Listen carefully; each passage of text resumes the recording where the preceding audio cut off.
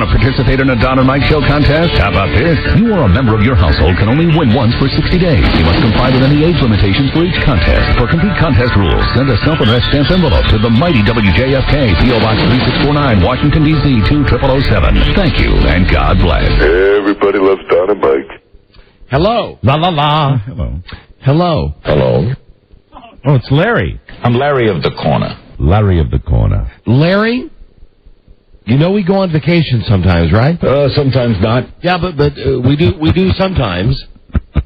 We're not on vacation today. No, we're here, Larry. And the Labor Day weekend is coming soon, so we'd probably be starting our vacation soon, right? Probably yes. Mm-hmm. Okay. So this is our way of telling everybody that, yes, it's our final show before vacation. No contest. No contest. That's right. He's got it. And while we're gone, Larry, are you still there? Larry? Yes. What will you be thinking about? Oh, boy. There it is. There's Larry. I thought so, Larry. Just a boy? Just a boy? No? Who else? Michael Jackson tonight. Really? What about him? I want to see it all. Wow, I had no idea, Larry. Well, The nature of the beast. Yes, must be. hey, Larry. You got to be kidding me. I know. You're so freaking old. I'm the oldest person in a lot of places now. Yes. And you look old, too. I'm looking at a person, I look there, except for my hair gone gray, that I look older there than I feel now. Larry, you're impotent, right? Yes. You take Viagra? Yes. Any chance any of that stuff works? Nope. You've even tried stuff like enemas, right? That doesn't work? Nope. No? Anything work? Sometimes not. Okay, so what happens? You're lying in bed. I'm lying in bed. Okay, and what do you think about? The only thing I worry about is dying. Dying? Now, do you mean dying in bed? Yes. Like where you're not able to perform for your wife, Sean Southwick? Yes. If you die in bed, Larry, who do you want to be with you in bed? Sorry, Mike. Oh, boy. Okay. Thanks, Larry. Listen, see, the point is that we are going to be out of here for a couple of weeks, and I'm not going to be able to do that. Right. So I wanted to just get You're it out. going to take the little machine with you so you can, put it through your own headphones? I've already got it on my computer. I've had it on the computer for a couple of weeks now. As long as we've had the tapes. Right. I've got it. Don't you write sketches with it on your computer? No, I've got it rotating now that whenever I sign on, and, it's like sign on me or Frida or Bart, whoever, I get a different Larryism. Well, Larry. So after I type in my key in my password, I'll get, you gotta be kidding. And it's random. A lot of times, even on, when it's You've Got Mail, right? It'll be, You've Got Mail, followed by, I like the climate. Larry. Oh, and miss him. Hold on a second. Now, here is another groaner wannabe, a guy with a groaner. That wanted to call at the beginning of the show? Yep, but he's got a phone number, and Joe's got the phone number. Okay. Well, it's already been set up. Who is this, Jason? Yes, Jason, where are you calling from? Baltimore. See, I'm worried because we have a standard for our groaners, and I don't know if this guy's groaner can live up to our standard. Yeah, Buzz, if he's putting his phone number on the line, what the heck? Okay. Oh, Robbie, hold on. Let me turn that microphone on. Hold on. There you go. Up and No. hold on. There. Is this Jason from the workout room? Oh, no, that's Beth Ann's. No, I believe he's left town. You always can have a table waiting for you at Hank's Look Around Cafe. Hey, thank you. New menu. That button is right next. You might get some free plugs. Wow. Because the Hank's Look Around Cafe button is right next to the button dedicated to our producer. A day later. Even though I suggested that we use the other one, the Sting one, I like that one better. The Carrie Ann one? Yeah. Well, there's no doubt. It's a smoother edit. The Carrie Ann is much smoother edit. Much smoother. Someone with ears for this type of thing. No, but either way, we're talking about our producer. A day later, I still can't hear it. It's amazing. I like the most. They're seamless, Buzz. Yeah, they really are. perfect, Seamless. really. Wall of sound. Brian Wilson would be proud. So would Phil Spector. It's like trying to ask a parent to choose a favorite child. I couldn't agree with You you. cannot. It's impossible. All right, Jason, my friend, you've got a groaner. Now, you know the groaners that we get from the DJ prep service that we're still not paying for, they are sent to us under the heading completely lame groaners. And we know that they stink. That's fine. But you've got one. Now, what is the goal on this? To make us say, yeah, that's a good groaner? I just want to get my friends to hear me on the radio and then get you guys to laugh. Basically. Well, Okay, groaners Jason. don't traditionally make us laugh, though. It's a bad start. Yeah. No, I Because think it's really almost a no-win situation. which is why it's a good situation for us. Oh, because I see. Because it's no win. Or no right. lose, We're depending on your basically point giving of a view. phone number. or away. maybe we, correct. We're basically just giving out a phone number. Right. Mm-hmm. But there's the chance. No, there's not. There's that 1 in a gazillion. Yes, there is always a chance. We have laughed at groaners. There is a chance that we would laugh at his groan. I think out of all the groaners you've read since we started doing this, I think collectively we have all laughed at maybe 2 of them. So he's got a shot. That's all right. Statistically, he's got a shot. So you're telling them there's a chance. Yeah, a small chance. Okay. All right, Jason, keeping in mind that we'll give out your phone number, and we're on the beginning of the long Labor Day party weekend. Yes. So we're feeling festive. He couldn't be calling at a better time. And what I'm saying is also with the Labor Day weekend, you're going to have people who are going to write the number down and just call you all weekend. Amen. Holiday rates. But having said that, go ahead. Hello. Hello. Hello. Hello. What is the hardest phone number to remember in Mexico? 911. I'm giving it to him. Yeah, he wins. He took the format and he made us laugh. He hates it. Now who says? It's good. The quality And of here I was doubting. You know what? And Mike, what did I tell you? You were right. There was a 1 in a million. I hate admitting when you're right, but you were He right. hit it. 911. He hit it. You hit a home run. We all laughed at Yes, that. we And I did. want to tell you Good today, vacation. in the prepared ones that they've got, How do they hold up? there's a Juan joke in there. As a matter of fact, As a matter of fact, the Juan jokes are, yeah, that's great. Congratulations, sir. Jason. Thank you. Now, Jason. Yes. Gosh, let me see. What can I give you in return? We how must about- have great prizes. How about we air Rob Spiewak's home phone number? Well, how about a picture of Rob? A picture of Rob. Rob, one of your photos. How about that one of would Rob's make you new happy. headshots? I'll give him one, sure. Okay, a picture of Rob, and also, $50. Okay. Hey. Great. Okay. Enjoy. Thanks. Thank you, Jason. Have a good vacation. We shall. Oh, and everybody with a vacation, so you know, mark your calendars. We'll be gone tomorrow. Then we'll be back on Monday, September 20, and then from there it's all the way to Christmas. What, Mike? I'm thinking, and I'm not trying to shamelessly plug you, but Rob's picture is going up in the restaurant. Okay. Thanks. Look Around Cafe. That's 2 so far today. No, you One was- get by that. Is it on the new menu? That's in a special place. I see. It's going to be going in a special place. Where? It's going to go in the bathroom. Really? Yeah. How nice. It's going to go over the urinal. Well, at least it's over the urinal. Hello there. Hello. Hello. Hello. This is the original Michael Scott Shannon. And I'm Bill Drysdale, president of the Commerce Bank of Beverly Hills. I see fish. Well, that must be Granny. What's Carson Daly's favorite 70s band? Which one is that? Jethro Tull. Now, the next one, it's a pronunciation thing. Okay. That's where the humor is. Who's the guy who stars in The Passion of the Christ? It's Jim Caviezel? Caviezel. Thank you. What daredevil dresses up like Jesus to perform death-defying motorcycle stunts? It's so funny. Evil Caviezel. Okay, evil Yes, that's Caviezel. good. You know, and I think because you said it, you asked that question, it worked a little bit better. I suddenly am going in and out of Mill Drive. You should always stay in Mill Drysdale. Never leave. That's what I told Jethro. And finally, I'll dedicate this to the winner of this little groaner thing we had a moment ago. Good. Very good, Mr. Shannon. What's a popular promotion on dinner entrees served at Mexican restaurants? What is that? Buy one, get one free. I like Come on. one. Yes. I did. Hey, now. Give it up. Wow. You can call Don and Mike anytime from anywhere in America. 877-365-3636. They're ready to believe you. Hello. Hi, Julian. Listen, who says miracles don't happen?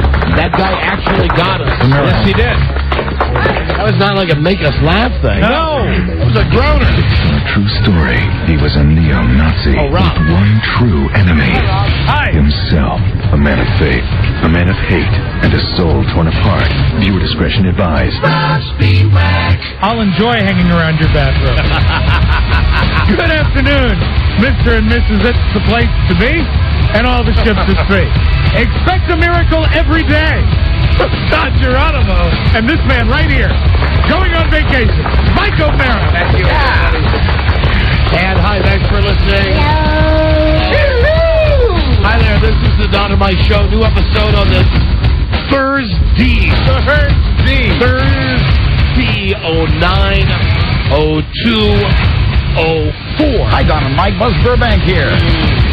Thank you, Buzz. Here's how you get in touch with us from anywhere in America.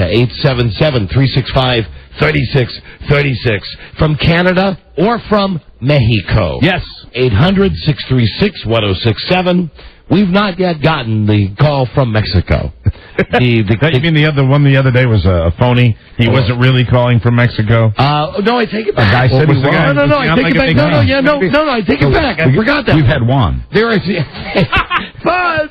Sorry. Bingo! Buzz! That's good. That's too silly. That's rich. We've had one. You're right. There has been one from Mexico. And from Washington, D.C. on WJFK-FM. Pleased to be calling us at 202-432. I think he gave him a prize, too. 1067. Yeah, oh, right, the guy from Mexico. And afterwards he said, of course, I won. Let's see. Poison Ivy up... And I get it, Mike. You just made another wand joke. Yes, I did. won. Yes. Poison Ivy update. Yes. It's on my neck. Uh-huh. It's on my forehead. Yeah. It's on both of my cheeks. My talk yesterday about how it was in my throat. Uh-huh. Absolutely psychosomatic. Oh, good. You really You're were lucky. convinced you had it in the roof of your mouth. I was. You thought it was getting worse. I did. Mm-hmm. It's not. I'm it glad. didn't. Wow. There's nothing in there. And it's on your cheek? There's nothing in there, Hank. I guarantee there's nothing in there, Hank. I'd be glad. Mike, there's I see it. another patch right Oh, there. yeah. Another patch starting right there. So my face is going to be nice and splotchy. They gave me some cortisone. Yeah. And I got a script. And, let me just say this. Unlike many actors in Hollywood, and I have a SAG card, and Mike does as well, especially when I get a script from a doctor, there's never been a script I've turned down. That's right. There's never been a script that's been written. You've never said that no to any script. that I've not said. How do they spell that? Same way. It's just it's a short. Why do they it's like call it a script? It's I don't just know. short. It's short for prescription? Exactly. Yeah, All right. and Put an apostrophe on each end of that. Moron. Because that's what the doctor said as he was walking. Okay, write him a script for... A script for... whatever, Medrol dose pads, whatever these steroids are that I'm going to be taking for a couple Write of him a days. script for Halcyon. But the thing with my throat, they all looked at my throat. They all spent time with the mirror up in there, more than one person looking up in there. Right. And beyond the unanimous decision that even though I had an Altoid, apparently the stress of the situation was giving me bad breath. Despite a unanimous decision. There was commentary about the breath? Yes, there was. Well, it's morning. There was. But beyond that, there is no poison ivy in this mouth. Well, your forehead looks better. Let me see your neck. And your neck looks better, except you've been scratching at your neck. Yeah, you've noticed. Yeah, I mean, it looks like Yeah. you've done a little digging in there. Mike, it happens. It is. Yeah, it's poison ivy. It happens. Yeah. It itches, so I got the junk to put on. And anyway, that's the good news. I'm not dying. I've got it in the throat. And I got news for you. If I you don't got have it in the throat. If you got it, everybody else has. We've all got it. Yeah, and The way we do our pre-show here. The way we do the pre-show in the office. Yes, Pyramid and everything. The pyramid. Wow. Man, you're on your game today. Now, That's two for you. Why should I not? Oh, Buzz, there you go. Why should I not eat mangoes? Joe just wrote this down. Like I was going to be eating mangoes anyway. I don't like him. Hello? Why shouldn't I eat mangoes? I don't know. That was, we get the experts, Don. That was an expert. Joe, when anybody calls Joe, with medical information, you're to She hung up. Oh, she hung up. but it's still up on the screen. And all she said was, "Don't eat mangoes." Yeah. Joe. But Joe, do you see the computer screen? Oh, you just took it off. It dropped off of mine. Okay. See ya. Hi. Bye-bye. That's Thursday Joe. That's somebody who we call kicking to the finish line. Perhaps she was a lobbyist for the Papaya organization. I almost had a mango the other night. Really? But I didn't eat it. I don't know that I've ever eaten a mango. I've never had a mango. Avoid them. And kumquats. Mango. They always stay, don't they? They do. Every last one of them. They all stay. I've never had a mango. So the deal at my house is I'm going to play mother-in-law roulette right now. This is exciting. Sounds I'm going to dangerous. play mother-in-law roulette. I'm pretty sure she's not listening to the show. Oh. Let's call and see if my mother-in-law is at my house now. Let's see. Fine. I will give you What happened? odds. I will give you odds. She, what do you got there, Robbie? Oh, here we go. Thank you. She's got some stuff that she needs to do. However, when I left the house today, she was ironing, and ironing like a fiend, and I think that may be moving on even to now, until the afternoon part. So you're of her day. You're betting that she is so busy that she will not be listening to the show right now. Yes. Right. As a matter of fact, I'm going to bet she's not only so busy she's not listening to the show, she may not be at my house right now, my mother-in-law. My wife's at work today. If she is not listening to the show but is at the house, will she answer the phone? Yes. Oh, yes. Okay. Absolutely. All right. So so what do you betting. think? I'm Now, gonna listen, bet. I don't have any prior knowledge of this, I promise. I'm betting she's listening to the show. I bet she is. At home? Yes. Wherever she is. Rob. I say she's not listening. Rob, what's your bet? I say she's not listening. Rob's bet is that she's ready for 6 feet under. No, I never said that. Yeah, well, No, I hope she's not listening. I dig what the cross-eyed things mean. And I'm not talking about like the Chinese thing. No, it's I'm the talking X about- over the eyes. Yeah, we do the X and the crosses there, you know. Okay, come on. Here we go.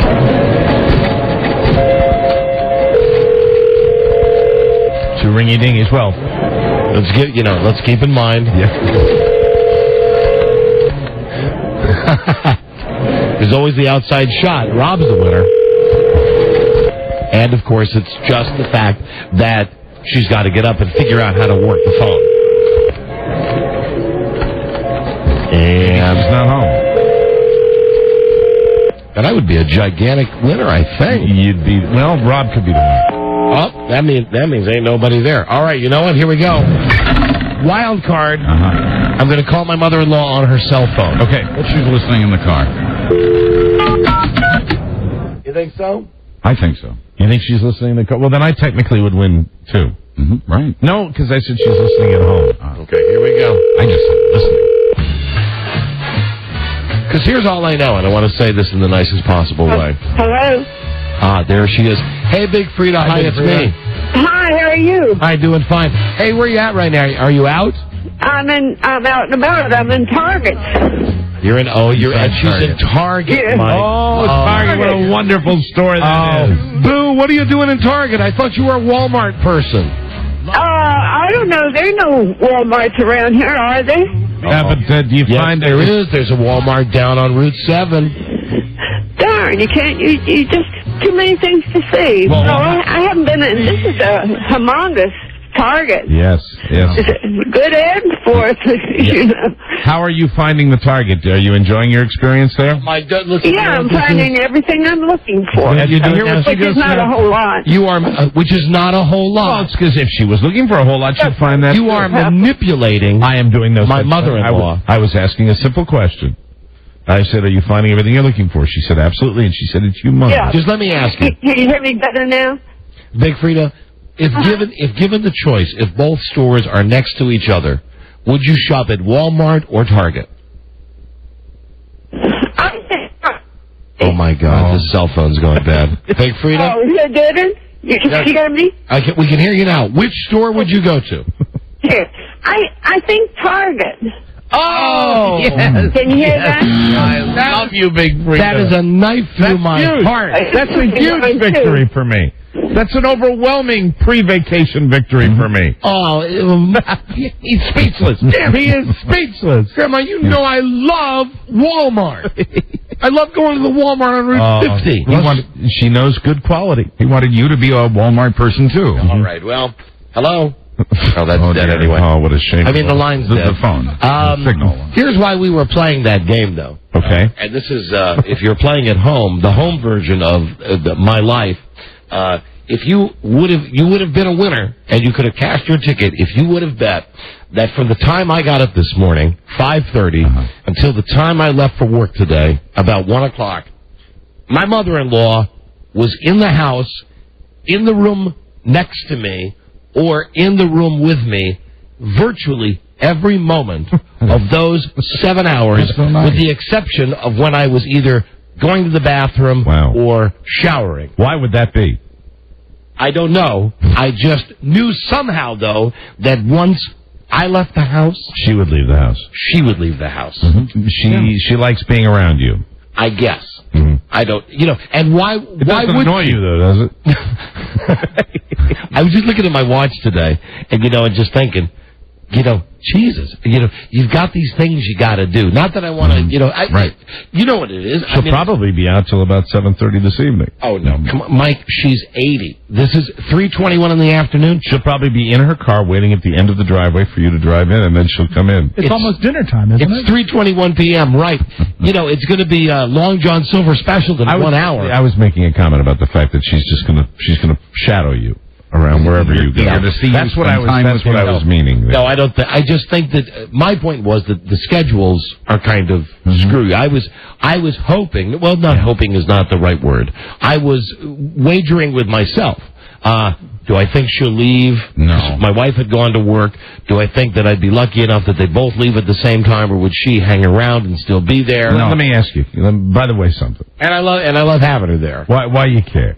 Why do you care that she's out? Is it because she was next to you all day and say she's probably going to... Because I'm getting the impression that you said, she's finally going to leave when I leave.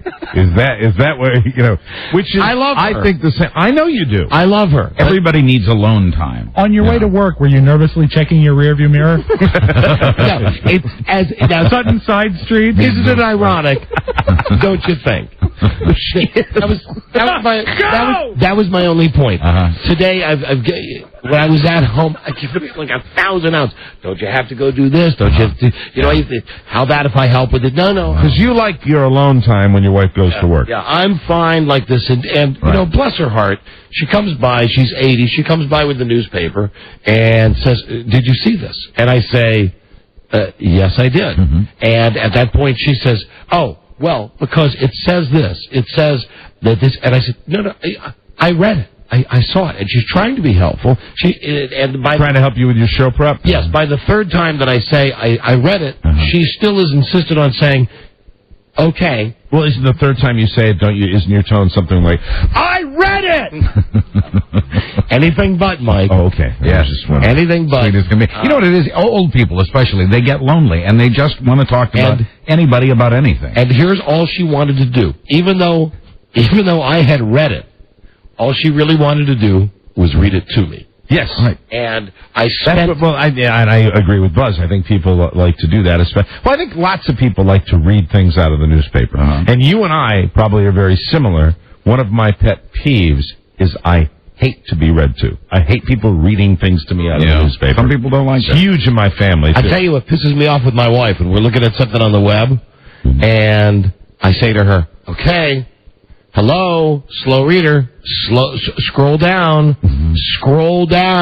hello, done with this page. And she'll go, shut up, I'm reading it, shut up. And I'm like, come on, scroll down. That reminds me. I forgot to do my thing today. Oh, hey, Here's the latest piece of junk Mike bought from the internet. Yeah, I'm supposed to do it, I think, every other day. I did it the first day. I did my first lesson. Mike got a speed reading course from the infomercial on the internet. IQ, have you seen it? IQ. No. Pam Dauber. Pam Dauber sells it. Haven't you bought a speed reading thing before? Oh, 2 or 3. Oh, yeah, you bought the one where you're supposed to listen to the tapes in your car. Tore right through them. Yeah, but they didn't work. That didn't work. This will work. This works. Good. This worked for me. I just wanted to point out with my I'm gonna try to read like 5 books on my vacation. Good luck, Evelyn. Yeah. Here's where I was going This with is that. where you follow the basketball, and it goes click, click, click, click, click, click, click, click, and you follow it all around the computer, and then it's a sight reading, and it strengthens your hand-eye thing. And I've only had my first lesson, and I've improved my reading 2 words per minute. No kidding. Yes, I have. So almost double. Congratulations, Corky. Absolutely. But I don't know, because it gets to the point where you really have to read the words fast, and I zone out. I'm not with it, but I follow the little. I really am getting good at following the light bulbs. You know They have light bulbs, tennis balls, basketballs. That's fun. the speed reading. That's all junk, though. What do you mean speed reading? That whole speed reading thing. Is it going to teach you to read real fast? Well, I want to read faster. I want to improve my read. Right now, I'm at 390 words a minute or something like that. How's your comprehension? My comprehension, I scored 100% on the test. I think it's On the light bulb test? They have you read Basketball. something after you do it, and then you see what the comprehension. And it was about Plato and Socrates, stuff that I had the stuff that I had forgotten. Right. And I aced it. Socrates. And If it's- Play-Doh. If you don't double your speed, do you get your money back? You said the big thing they say is 1,000 words per minute. Did I say That's what a kind of goal. words? What? A goal. That's a goal. That seems to be the big bell mark. Yeah, 1,000 words a minute. benchmark. And if you don't get it, Bellwether, benchmark. See, if I could read faster, I'd know all these sayings. but will you eventually get your money back if it's no good? No, here's why, because Mike never sends anything back. I've never sent anything back that I've gotten. No. I've never been dissatisfied with any product I've gotten. All I Except for that antenna. The thing that turns your house into the antenna. But we got a show out of it because we were able to smash it in the parking lot. I remember that. It turns your entire But I house will into tell you, an the antenna. rotisserie oven, I have used Oh, it's fantastic. 30 times. What about the Showtime, not the Showtime rotisserie oven, but the convection oven? You mean the Jetstream Yes, oven? the Dave Dornbush. Yeah, you were in love with that. You were in love with that. I wouldn't be able to tell you where that is. That wasn't as satisfying as the rotisserie. Dave Dornbush called in. And the food saver. I got the food saver. Yay. How's that working out for I you? have no idea where that is. Dry clothes. I think I threw that out. Hey, I know we're on this topic. If I could just mention about my mother-in-law. Uh-huh. Yes. You get the wrong I impression. bet she'd like the rotisserie oven. Oh, she'd love it. And I love her. I How just fast thought does she read? I just thought very slow. I just thought that it was interesting that today she was there the whole time that I was there, and that even though she had told me she had stuff that she had to do, I was playing the odds. I was pretty sure that when I called home, You wanted a little solitude today. No, she'll save that. yeah, just a little bit. You like to be left alone. Yes. You truly do. I mean, if there's anything you like more than anything else when you're out of here, you want to be left alone. Yeah, I do. Not by you can be bothered a million times by telephone. You don't bother Absolutely. that. You don't you know that. So anyway, I just want, just so it's not misunderstood, I just thought it was being funny. You know, is she going to be there or not? And she wasn't. She was out. And here we go. Joe says we have a crazy lady on the phone. Good. I doubt it. A crazy lady? I don't think I'm a crazy lady. You don't sound like a crazy lady. I didn't think so. But, consider the source. It's Joe. Right. I did have a question for you guys. I wanted to know, who do you think is most pompous? Jerry Lewis, Jerry Seinfeld, Larry King, or Billy Crystal? Now, why would that? That is a completely lucid question. Well, they're all individuals Mike, who are. I only ask you to look on this. I cannot say the name. Right. Simply look on the computer I look at the name that Joe has given this woman. Can you see it's line number? Now, can you see why that might be a danger sign to me? Yes, absolutely. Let me just say, I don't think your name starts with the letter C, does it? No. All right. Okay, well that's the name that was written. It's also a tough question. When you're talking about Seinfeld, Jerry Lewis. No, it is. Hold on. It's Jerry Lewis. Yeah, Jerry Lewis. Absolutely. Right. Hold on, I would like to rethink it, though. Give it to me again. Who are they? Well, I just figured Larry King, has been on my mind a lot this week. So Larry King. I think Rob's right. I think nobody, when you really think about it, nobody touches. Can I hear Jerry them Lewis. all again, though? Okay. Okay. Jerry Seinfeld. Yes, he's pompous. Jerry Lewis. He's pompous. Larry King. He's very pompous. Billy Crystal. Tough, isn't it? I mean, it's a good list. Just personal? I go with Billy Crystal. Oh, there's no way you can have anybody that can even approximate. It's subjective. Jerry Lewis. I will say this. I think someday Billy Crystal may surpass Jerry Lewis. I'd like to hear it debated on Jew to Jew. I would say Jerry Seinfeld may eclipse Jerry Lewis. No, but you see, Seinfeld lately, thank God, he's been quiet. Right. No, you can search him out. But you guys have some classic tapes of him. True. I mean, think about that audience as a child tape. That's think about, right. Think you about can't give them what they want. Still, it's Jerry. Think about the intergovernment. Yeah, that's when Jerry Lewis talks about the voices in his head. I'm with you. Yeah, I'm staying strong. Hold on, Jerry Lewis. Let me just throw in Larry, and don't forget. Yeah, Larry. I'm curious. I'm Larry from the corner. But Jerry Lewis on pure statements that he makes. Yeah. With being so out of touch. Well, I voted Billy Crystal because I seek out that information, like on Billy Crystal, the articles where Billy Crystal loves talking about being Billy Crystal. And when Larry is self-deprecating, and I know it's by design, that sort of deflates his pomposity. He does. It means, and it's by design. But by design means he's aware, at least aware. Yes. Of it, which Jerry Lewis is not. I need you for the potty, and I need you for the sadness. I would tell you one great thing about this show is that there's no pomposity on this show. That's right. None. No. You're radio gods, and yet you don't act like the radio deity that you are. You are correct. Right. Nobody's better at being humble. That's right. That's it. That's right. Thanks, you guys. Thank you. Bye-bye. See you later. Meanwhile, the newsman's got a no-hitter going in the other room. Yeah, I've noticed. He really does. I have noticed. Jennifer, this is the Don and Mike show. Hello, Jennifer. Hi, Don and Mike. Hi there. You wanted to know about the mango and your poison ivy? Yeah. Well, that was another thing that Joe the Genius put up on the screen. Yeah, the mango is related to the poison ivy. So when you pick the fruit off the tree, where the stem was attached, some sap will start to seep out, and if that sap gets on you, it'll make you sick. Now, if someone picks the mango for him, is he okay? Yeah. Well, he can eat the mango. What you do after you pick it is you got to scrape that end off. What medication is he on today? I don't know. What medication is Whatever it is, give me 5. Who knew? All right, thank you, Jennifer. Never say no to a script. Bye-bye. He is kind of goofy today. Hello, Damien? Yeah. Only taking this because I love the name. Damien, what's up? Hey, man, look here. Excuse me, gentlemen. I have one of those mother-in-laws. Every morning we all live together. She reads to me, man, about the cost of mustard, and it's on sale, and she missed it, and toilet paper. And, man, I got another 20 years of this, man, so it's going to be complete hell for me. Mm-hmm. Well, listen, it's what people of that generation live for. But here's the deal. Are you living with the mother-in-law because it's her house? No, it's my house. Oh, it's your house. So you're stuck with her. You don't have to put up with that. Welcome to the club. I'm stuck with her. Until she does. Buzz, what do you know about Ogoplex, man? Absolutely nothing. Okay. What should I know? About what? It's Ogoplex. It's something my wife picked up for me. It's supposed to enhance the big old for men. Okay, I'll check into it. Once again, who's your one-stop pharmacist? That's it. Buzz Burbank. And that stuff, I've read that stuff doesn't work. See you later. Bye. Thank you for the call.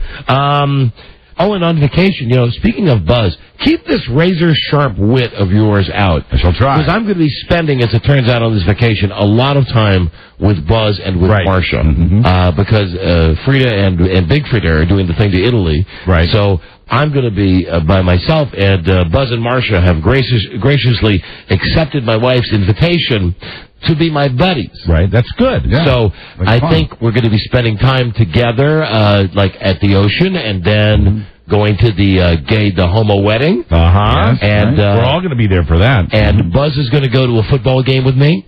It'll be the first time in 21 years since you have been to a football game. Yeah, that's true. And are we going to call each other and coordinate as far as what we wear to the gay wedding party? It says dress to kill on the invitation. What else do you need to know? Wait, what else do you need? Just cool stuff? I think I'm going to dress cool. I don't think I'm necessarily going to go traditional. I'm going to go Armani, because I have one Armani suit. Well, I'm going to do what I usually do. What's that? Whatever fits. Limited selection. I think you'll find something beautiful. I think maybe I'll buy something new. We're going to the Maybe that'll be a fun activity on the vacation. This is an occasion for that. On the vacation, one of the things we're going to be doing on September 11th is going to the wedding with the two guys with the Bush girls, even though I'm not supposed to say the Bush girls are going to be there anymore. Right. So everybody's excited because we're all going. We're all going. Very, very exciting. Did you ever solve that other problem, Buzz? Yes, taken care of. Okay. I guess we won't get into that then. Okay, very good. We won't. Anyway, I'm looking forward to seeing lots of. I'm looking forward to seeing lots of Buzz and Marcia on this vacation. I'll also see lots of Rob and his family and his kids during this vacation. Right. I'm just going to be missing out on you, Mike. Well, we'll see each other at the wedding, and Rob has got 2 words for me. What's that? Jockey silks. Can never go wrong. Yeah, that'll look good. You can never go wrong. Fantastic. Hey, listen, how does everybody like their fantasy teams? Did you go to the website to see, to fill out your roster and junk? Did you do that, Mike? Feel pretty good. I mean, for the team. Yeah, right, for the team. Our thing. Yeah, no. You didn't go and look? No. Oh, I'm so ready for it. No, I mean, it's. Do we have to have? We don't have to have a team put in yet. Not till next Thursday. Right. Not till next Thursday. Yeah, well, I'm not going to go into the details of how I'm running my team this year. Good for you. I know the details. The details are J Dubs is running it, right? J Dubs will be handling the lineups week to week. Correct. I've got so he's really not just a GM, he's a coach. Hello, Mark. Hey, guys. But I will take full credit because I hired him. Well, anyway, I'm into it. However, I do want to bring up one thing. Hold on, I'll talk to this guy first. Mark? Yeah, guys. Hey, I wanted to take bets on your porno rentals in your alone time on vacation. I was thinking 10, maybe. Can I tell you something? That because of the library that I built up over the years due to my friendship with Buzz Burbank, right? I think I've got like 14 or 15 go-to nows. That's really? a good collection. At home. And sadly, without ever speaking about it, I mean, good sadly, that we've never spoken about what I like in these films. Buzz, over the years, has seemed to capture exactly what it is that I'm looking for. I thought about it a long time. In a particular genre of those films. I think I've got movies lying around, but I haven't put a DVD on, and I can't remember. I see fish. But I have rented because of the convenience of just pressing the button on your remote. That is convenient.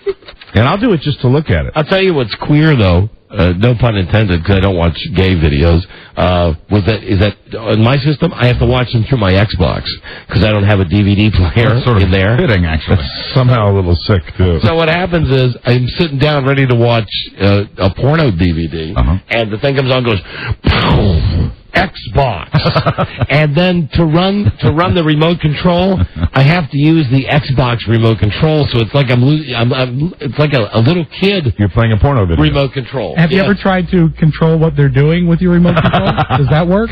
However, I'll say this about the Xbox. If you watch a DVD with the Xbox and you've got that little thing to plug in and work it as a DVD, you can go up to 32 times faster than they are on the screen. Really? Yeah. And man, can you fast forward? You fast forward through to all the good parts. Yeah. And it takes you like 3 minutes to find something you like. You go, whoa, back that up. Right on. Back it up. None of that needless gyrating. All right, Mark, there you go. There's the answer. Love you guys. I got plenty at home. Thank you, my friend. I don't know which is more disturbing, that Xbox thing or the guy calling to know how many we're going to rent. How many are you going to rent? And, what else did I want to say? Oh, yeah, so we're going to the gay wedding on vacation. Yeah. Then Buzz and I are going to the Tampa Bay Redskins game. Yeah. First time in over 20 years he's been to a game. And, Mike, by the time we get back, when we're back on September 20th, I would like a prediction now. Will the Red Sox be closer or farther behind than 5.5 out, which they are right now on our bet? They'll be closer. They'll be closer. They will be closer. Yeah. I've got to check the schedule and find out if by that time they will have gone head-to-head. They've got 6 more meetings, the Yankees and the Red Sox. Yankees bounced back last night, but the Red Sox won their 8th in a row. And the Red Sox are beating one of the hottest teams in baseball right now. So I will say that I think they're going to be closer. And who knows, by that time we might have a couple of face-to-face meetings against the Yankees. So. Maybe so. So it looks like that. Right now they play the Yankees six times. They're 3.5 games in back of them, so really anything can happen. And listen, trust me, I love football, I love baseball, but we're not a sports show. But this is the one time of the year when you should pay attention to the standings, especially now, the last couple of weeks, because the bet is that Mike made back in February? Yeah. That the Red Sox would win the AL East by 2 games. By 2 games. I'm excited now because the Red Sox are very in control of the wild card, too, which is very exciting for me. The loser gives Tom Gavin a full-body massage. Tom is nude. There's a towel involved. I'm not so happy about it that I'm not cringing at that thought. You have to do glutes, feet, shoulder, face, and we've decided that you can wear CSI gloves. Yes, surgical gloves. Surgical gloves. So and a box of them. Yeah, to be replaced. Because I believe I'll take gloves off, or you'll take gloves off after each body part. I hope that Tom doesn't have a latex. And I'd like a scented oil. Yeah, well, I think in the bet, we decided that whoever loses provides their own oil. So. All right, I've got some oil at home. Goggles and a mask, not a bad idea. Like a peanut oil? No, I've got real oil. PYOO. I've got a fun oil. I think I'm going to use 10W40. Some nice Quaker steak. Some sesame oil. Oh, listen, we got a break. PG product. Oh, when we come back, a guest who's booked on this show because we like him. And he works for CBS, and CBS didn't push us on this. Very good. Wow. So a guy that we like from CBS. Excellent. That's a very small club, incidentally. Absolutely. We'll be right back. This is the Don and Mike Show. There was a time when parents and kids communicated during the day by leaving notes on the fridge. Then the cell phone came along. But when you're driving, fiddling with a handset phone to call your kids is not the safest idea. Which is why OnStar Personal Calling makes so much sense. OnStar Personal Calling is a hands-free phone that's built into OnStar-equipped vehicles. Voice-activated dialing and hands-free operation keep your eyes on the road and your hands on the wheel. It offers better connectivity in areas with limited cell reception because it has more broadcast power and an externally mounted antenna. And there's no phone to hold, no battery to recharge, and no additional long distance or roaming charges, which I like the best. Minute packages start under $15, and you're not bound by a separate contract. 1 year of the OnStar Save and Sound plan, which includes a wide range of safety features, is included with the purchase of Features. It's included with the purchase of any new OnStar equipped vehicle. Go to the blue button on OnStar to order minutes. Go to OnStar.com if you don't have it. I need a blue button. WKK. Upper plate. This is the Don and Mike Show. You have to think of the audience as a child that you're in charge of. And you have to do right by the child. And the child will ask for things that they shouldn't be given. My man. Because it'll make them ultimately less happy. It'll be a better feeling for them. They'll look back on this thing and have something that they experienced in their lives that didn't go to hell. The Don and Mike Show. As always, he's correct. More entertaining than a litter of acrobats. Don Geronimo and Mike O'Mara. All right, so now we're waiting for this guy named Dave Price to call us. Here's the story of this guy, who I'm sure many of you don't know. He's on the CBS Good Morning, Get Your Ass Out of Bed show. And he's a funny chap. Yeah, when we were on in New York, and that awful experience, when we would go up there and live up there like 3 days a week, of course, what do? We watch TV. And we watched the local Fox Good Morning, Get Your Ass Out of Bed show. Well, you did. Yeah, and Rob did, and I did. And Buzz did. Yes. Right, well, you all did. I didn't watch it. I don't know this guy out of a lineup, I'll be honest with you. Really? I've seen him like on the CBS show. He is funny. You'd like him. A lot of times when Mike would awake, he'd watch The Price is Right. I would watch The Price is Right at 11 o'clock. Anyway, we would watch news from Bob. we would all meet in the morning. This is back when we did the midday time shift. Right. So we'd meet in the morning for breakfast, and the topic would be, hey, did you see this goofy guy on Channel 5 that, like, jumped into the vat of Alka-Seltzer today out on, whatever, on 57th Street, wherever it was. Right. And as it turns out, we thought the guy was real funny. I don't know if he knows anything about the weather. He was funny. Yeah. He's a very, very funny guy. So he gets hired by CBS to be on their Good Morning show, which has, on the network. You know, Julie Chen, looking so good always, Julie Chen. Oh, I bet this is him. I bet this is Dave Price right now. Hey, Dave. Yo, Dave Price. It's Don and Mike. How are you? Don and Mike, what's going on? Dave, they tell us you're down in Miami. Is that right? Well, actually, we just landed in Orlando, and we're on our way over to Cocoa Beach. You got to Cocoa Beach, okay. I got to tell you, I just spent the last 20 minutes online for gasoline. Wow. Well, listen, before we ask you about the weather, which is not why we wanted to have you on. Thank God. Yeah. Listen, here's the deal. When our show was on in New York, and we would travel to New York, we would watch you on Channel 5, and we always thought you were real funny. And we were very excited when you got the gig with the CBS Morning Show. And we watch you now, and we don't think enough people know about you. So we just wanted... Oh, you guys are awesome. ...to give you some pub. And tell you, you know, can you be crazier on the show like you were on Channel 5?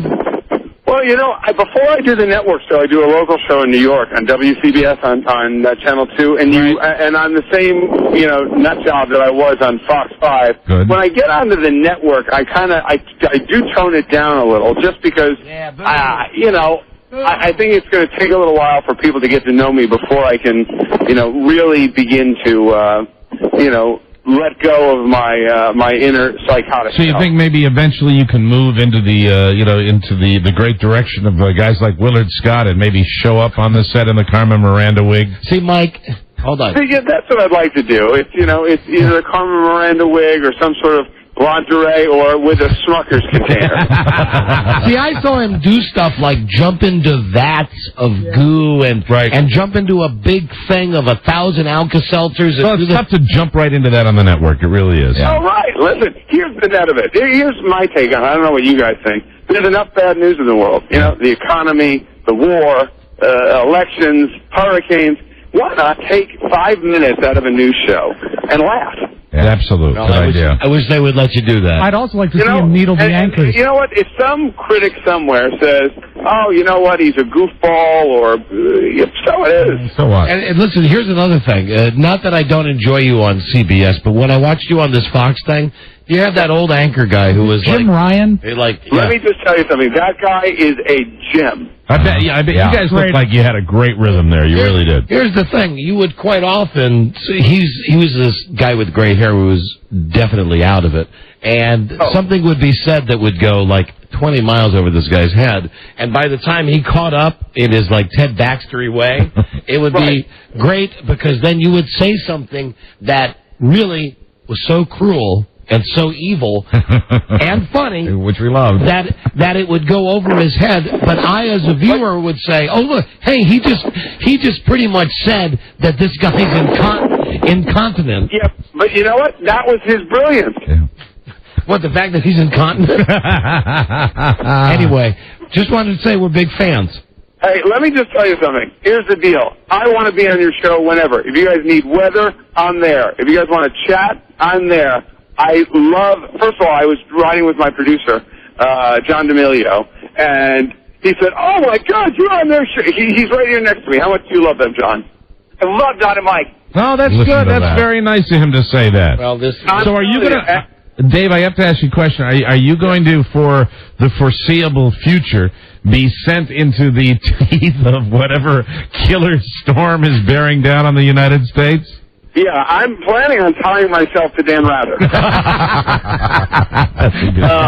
So we're down here, and we're down here for the duration. I think this is going to be ugly. I mean, there's nothing stopping it. The winds are still sustained at about 145 miles per hour. So if this thing doesn't begin to break up or kind of hug the coastline. You should see, as we landed in Orlando, so many houses are covered with blue tarp. Right. And if that's from Charlie. Right. And if this thing rolls on through, it's going to be devastating. Well, I know you hope not, but listen, on one hand, it does mean a lot more FaceTime for you. I mean, well, that's right. You will be but worst of all, if God forbid this thing rolls on through, I could get stuck at Disney World for 5 days. See, I'm telling you, this guy he's a diamond in the rough on CBS. Well, Dave, I really appreciate. You know what? It is so kind of you guys to call, and seriously, I would love to develop an on-air friendship with you guys and be on the show whenever some other guest cancels and you just have no other option. And you said it best, an on-air friendship. That's exactly what not we a real life. Not a real friendship. Not at Yes, all. we will I think we should pretty much stay away from one another. Amen. Amen, brother. All right, well, Dave, just know you have some fans here. Yeah. Well, you're the best. And again, if you guys need anything, please give me a buzz. You have my number, and just please don't make a collect again. Okay. All right, stay safe down there. Thank you, Dave. All right, be well. Take care. See you later. Bye-bye. Yeah, that was my thing, Mike. I like that guy. Yeah, but I do know him, and I was joking before. I have seen him. I've seen him on both shows, and he is one of the real original funny guys. And he's got an uphill battle because first off, he's on CBS. Right. Second off, he's not black. Right. And you got to be black to be a weatherman in the morning. And I was going to say you had to be fat. But since Al Roker had that stomach staple thing, well, you know, my friend Tony Perkins is one of the funniest guys I've ever met, and Tony. You get into that network thing, and man, he's probably dealing with the same thing Tony deals with. Yes. You know what? They come down and say, you can't do this, you can't do this, you can't do this. It's amazing. You know, you're probably absolutely right. Probably even more so with Tony Perkins. Right. Yeah. Tony was that guy. People don't know that. Tony was a stand-up comedian. I mean, and they come in, you get into that network environment, and it's just like, you know, you got to keep it in. It's like that guy. He's a funny guy.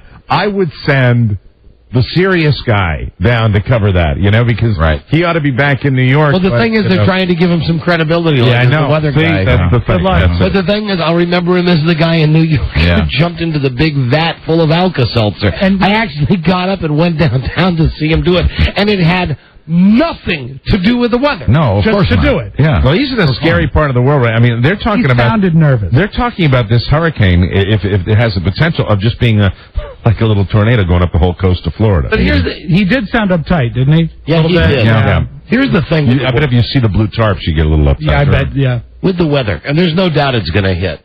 But I have less and less faith in the forecasting of hurricanes, of weather in general. Well, yeah, of course. I mean, but even with the hurricanes, as you saw with that one, that Charlie was supposed to go to Tampa, then it goes somewhere else. I mean, they love the projections about where it might be and where. But listen, I just wish they would just say we really don't know. Yeah. If you live anywhere from here to here. Well, it's funny when you see the cone that they like to show. Yeah, the cone is the whole state of Florida. Yeah, pretty much. It's the state. I mean, the length of the state. That's exactly what I'm talking about. Everywhere. But what they're saying is the storm has a direct track right now, as far as we can tell, unless it moves another way. So what they're saying, from Miami, all the way to South Carolina. Yeah, and it's just this big waffle cone. What I don't appreciate is the fact that they don't acknowledge the fact that it's a gigantic area of thousands of miles. Right. And it's a horrible storm, but we really have no idea until it gets right up here in our faces where it's going. I was watching the Weather Channel today, and it just is incredible. You know, they all develop out in the Atlantic off the coast of Africa, and you're seeing these storms that are just going boom. I mean, it looks like a Play-Doh machine. Oh, and on the weather, spitting them out. I mean, it's just spitting these out. They're like 3 more. On the Weather Channel, I mean this. They get excited. Oh, yeah. And I don't mean just weather excited. No. I mean physically excited. Excited. Because, you know, here's the format on the Weather. Men and women. Here's the format on the Weather Channel. Right. Hot chicks. A lot of times, hot pregnant chicks. Lots of pregnancies at the Weather Channel. They've been hanging out with Soledad O'Brien. With guys who couldn't make it on a local station. Right. Soledad O'Baby. So they think that they're on a national thing. Because they all talk like this. We got from the Northeast. But when they get something like this, when it's another one coming up the coast. I mean, get me Cantori. Get Cantori on the line. And he was last night. Where's he? Is he down in Florida already? He's in Daytona Beach. Yeah, of course he is. Last night when I'm watching, and they're very careful. I can be in Miami in 2 hours. They treat him much like Ed Sullivan did to Elvis. They don't shoot Jim Cantori from the waist down because I'm sure you would be able. Yeah, you'd be embarrassed. Yeah. It would be a network. Even though it's not a big network, it'd be a network television embarrassment. Because you're right. That guy Jim Cantori, who desperately needs hair plugs or something. Yeah, but he works out so much he doesn't need it. He stands and goes, well, right now, as you can see, it's quiet behind me. And what I love is when he's doing his super important, I'm going to tell you something, and my brow is going to be frowning. Right. And then you see some kids like behind him surfing. And flying kites. The kids last night were just like typical little kids, but they were behind him going, "Yay, yay, we're on the TV, we're on the TV." His big thing now is, okay, we're gonna do one more report. We're probably gonna lose power here, but I'll tell you right now, we got the truck out and we're gonna try to do the best we can. Here's what he said last night when the kids were dancing in behind him. He said, "Despite what you might see behind me, these youngsters who are not old enough to know the ramifications of a storm like this." Keep it serious, Tim. Yeah. They're back there flipping them off. And he's got on his, and we kid Buzz about his t-shirts. Right. He's got on his... Oh, sure. He likes to show the bod. Jack LaLanne, Simon Cowell shirt that is so friggin' tight, and he's got Which will be soon replaced by his Weather Channel windbreaker. Yes. Got his Storm Stories hat. Maybe he'll strap himself to a solo flex. I'm Jim Cantore. And then what I love is when they go to one of the weather experts, one of those old guys that looked like they went to a graveyard somewhere. And they're clueless. And they just started opening up graves and said, "Hey, this guy's not too decomposed. Let's bring in our Hurricane Center expert. We're on. It'll hit Florida." That's it. Oh, Mike, hold on. We have on the phone a sister of one of the gay guys that's getting married on September 11th. We'll see her there. Yes, here is Beth May. Hi, Beth May. Hi, how are you? Hi, we're doing great, thank you.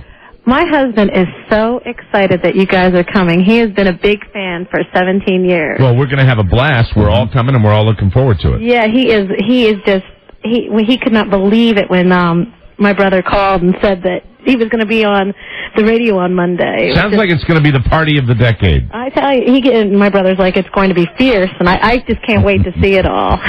Yeah, you know, I was talking with Beth Ann, and we're not supposed to talk about the fact that some people might be there. Yeah, exactly. Yeah. Might or might not. But anyway, it's turning into one of those things where everybody wants to go because it's going to be the place to be seen. And the place to be. Isn't this great? We never get invited anywhere. So we're excited to be coming to this wedding. Yes. And I don't know about you guys, it'll be my first ever gay wedding. This is exciting. This will be fun. Oh, and listen, It'll be a first for all of us. Do we have to watch them kiss? What do you mean have to watch them kiss? I'm going to be taking the little thing on the glass and hitting it so that they'll kiss. You know, the ding, ding, ding, ding. And I'm going to be doing it when I'm sitting next to you. Every time. So have you guys decided what you're going to wear? I'm going to wear jockey silks at the suggestion of Rob. I'm going to wear a nice suit. Actually, I might wear pajamas. What about for the after party? What do you mean? Oh, the after party. Wow. The swimwear optional party. We didn't know that there was a swimwear optional party. Hey, hold on. It's on the invitation. Do you know what we look like? I don't think you want us at a swimwear option. I mean, we'd be glad to watch. Oh, you bet we will. Sure. Really? A swimwear optional party. Yeah, but is it going to be all guys? I don't know. Is it going to be all? No, there are going to be a lot of women there too, right? On the invitation, he says that there is a pool and that swimwear is optional. So. Yeah, but it'd be my luck. It'd be all gay guys wanting to get in the pool. D&Bs running around like lapping in the breeze. There's two ways to interpret that. It's optional if you want to bring swimwear because you don't have to swim. Yeah. Or you can swim with or without swimwear. Yeah. Which your brother. Which way do you think he meant it? I don't know. I think Irwin was the one that put that in the invitation. Well, let me ask you. Let me ask you because you're closer to the situation. Are there going to be plenty of women there? Well, I know that my mother and I and Irwin's mom will be there. Beth Ann will be there. I'm sure that people that guys, Mike. I mean, they work in the hairdressing business, right? A lot of Irwin's coworkers are young ladies, so yeah, I'm sure that they'll be. Either way, it'll be fantastic. We're looking forward to it, Beth May. It should be a really, really good time. I'm really looking forward to it. Okay, we'll see you later. Right, okay, thank you. Bye. Dress to kill. Bye. Distracted. Bye-bye. Hi. There you go. Distracted. I think she figured out she was on the radio about halfway through. And just stopped. Hello, Danielle? Yes. Yeah, hi, you're on the air. Hi, my dad's in Broward County in Florida. Yes, They're saying down there that this is supposed to be the worst hurricane to ever hit Florida. Oh, I hope not. God, I hope not. It looks nasty. Now, here's my question. Who's they saying this? The people on the news. Who? The people on the news. The evil people on the news. That's May said it wasn't going to be that bad. Well, we got a newsman right here. What's the latest that you hear? The storm is 3 times the size of Charlie. Oh, wow. All right, well, maybe it'll be bad. I mean, I'm not discounting the fact of it, and I'm not trying to show any. I want to also say anybody listening down there that might be going through this. Yeah, because I mean, if you're going through it, you're going through it. But I mean, when you're talking about a hurricane too, you're talking about 3 times. The actual destructive area of a hurricane is not, as you can have a hurricane that's massive. Although I just have to say something. This is in such poor taste. If the center of it is 3 times. Danielle, thank you for the call. They're under a mandatory evacuation there. Well, that happened the last with Charlie. We wish everybody the best of luck down there. This though was in such thank you. This is in such poor taste on the Weather Channel. I swear to God, this morning when they're coming back from the break and it says coming up next. It was after the local on the 8th. It said, coming up next, hurricane update. The first commercial they go to is for Battery, the battery with the bunny. And here's the commercial. It's a mailman delivering mail in a hurricane. So he's walking down the street, and boats are flying by him, and people are flying by him, and a car is flying by him. Oh my God! And when he finally good timing. Know your audience. And the mailboxes that he's trying to get the mail into are flying away. And finally, he gets to one mailbox while seriously a hurricane is happening around him, and he's able to get the mail in. And then the little bunny comes across and says, always there, always working. And if the commercial hadn't come while we were in the middle of hurricane coverage, I'd say it's a pretty cute idea. But perhaps bad placement? Yeah. Bad time. Wow. Well, I wish everybody the best down there. I mean, it's a scary-looking storm when you look at it on TV. Yeah. Over 1 million people evacuated so far. 1 million, and that's more than the last time. Yeah, a little more. Right. And hold on, Will in Las Vegas. Will, Don and Mike show. Hello. Hey, Don and Mike, my brothers, how you doing? I figured also it was the wrong time to ask Dave Price to say hi to us on TV. Being as tomorrow he'll be down there doing that thing. Yeah, he'll probably have a few more things, as he said, tied to Dan Rather. Although it would be wacky if he was. Yes, and here we are down here. Hi, Don and Mike. A lot of people watching. Wouldn't that be? Well, Renee, it looks pretty bad down here. I'm having trouble holding on to this. All I wanted... What was that, Renee? Yes, we're on the air. Don and Mike, can you hear me? Yes. Don and Mike? Hi, Don and Mike! Yes, hello, Will. Yeah, Don and Mike. Yeah. I'm in the Marines. I spent a year in Okinawa, and that's Typhoon Alley. The typhoons come through there are bigger than some of these hurricanes. And let me tell you, Japanese engineering kicks American butt. Those buildings don't go anywhere. Well, I think that any island, even when you look at a place like Bermuda, where they deal with a lot of these storms, there's different architecture. It amazes me that in parts of Florida that they still stick-built homes. To be honest with you, because really, what was that, Homestead, Florida, when they got that directed? Yes, the hurricane. I mean, I was amazed that they stick-built homes. I mean, why don't they build them all block? You know, a corrupt state. You know what makes it a lot? It's true. The politicians are in with the land developers, and there you have it. A corrupt state. That's it. Yeah. And you know what has been? Well, it is. Mm-hmm. You know what makes it through a lot of these storms? I've noticed Waffle Houses. Sure. Built like tanks. And I mean not a generic. I mean the original Waffle House. They're going. You'll see awful footage where they're going through a neighborhood where there are stores that are torn down. Yet somehow the Waffle House is always been washed. It's why I say to people, if you're going to buy a house in Florida, buy a mobile home. Hello. Here's Don. Don, you're on the air. And not just in Florida. No, I've got good news for the people of Florida. Everything that was blown away in Hurricane Charlie will be blown back by Hurricane Francis. Hey, that's not funny. That's not funny, sir. Okay, let's stop that now. Not funny. Wouldn't that be something, though? We'll be right back. This is the Don and Mike Show. Here's a story about the wackiest, sexiest, fun-filled place to take your girl. The Groove Room. A place where lights flash, machines spark, and the people get more turned on than the electricity. The Groove Room. Somebody just had to invent a place like this. Take off your inhibitions and have some fun in the Groove Room. Yeah, I see fish. The Groove Room. Rated X for adults. From Independent International. The Don and Mike Show. You can call Don and Mike anytime from anywhere in America. 877-365-3636. They're ready to believe you. That's right. It takes a lot of courage to get up here and do something that you know people will make fun of. Yeah. Oh, my God. It's Don and Mike. Oh, my God. Do a station break. Here we go. Station break. It would be Bakersfield, California. KGEO. Spokane, Washington. KFan, KJRB. Wichita, 98.7 KFH FM. And they've moved the AM buzz. Really? To 1240.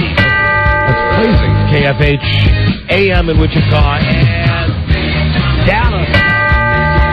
It's the middle of the night in Dallas. We're on tape delay there. Live 105.3. Wow. Those are some of the stations. And I guess we're looking forward to going to the Groove Room on September 11th, right? That's right, at the gay wedding. We'll be in the Groove Room. For more fun and more thrills. The Groove Room bathing suit optional. I was not encouraged by that woman. It sounds to me like it's going to be interesting. But, we can handle any social situation. I think that there's probably a better chance that there will be a glory hole than a Groove Room. I believe so. Anyway, having said that, fantasy football. Aha! The divisions, the way that they are laid out now, seem, at least to me, to be a bit unfair.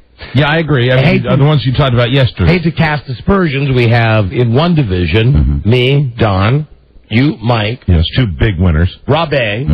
And John Norman. Okay. In the other division, you have Beth Ann, Joe, Buzz, and Bart. We gotta somehow get some parity here. Yes, absolutely, because we have the passionate football guys in the same division. Yeah. You and John Normand. Well, and Mike, you do pretty good, and Rob does pretty good. And Buzz, you won the freaking Super Bowl last I know, year. okay, Yeah, but you won the Super Bowl. He lacks heart, though. Irrelevant.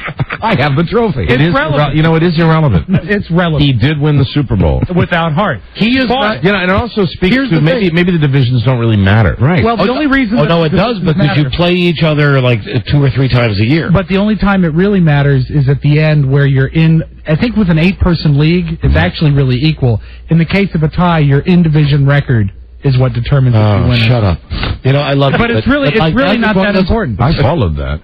I know. Congratulations, Super Bowl but winner. he followed it without heart. Here's all I'm saying. Buzz, it's not a put-down of you. You won the Super Bowl last year. Right.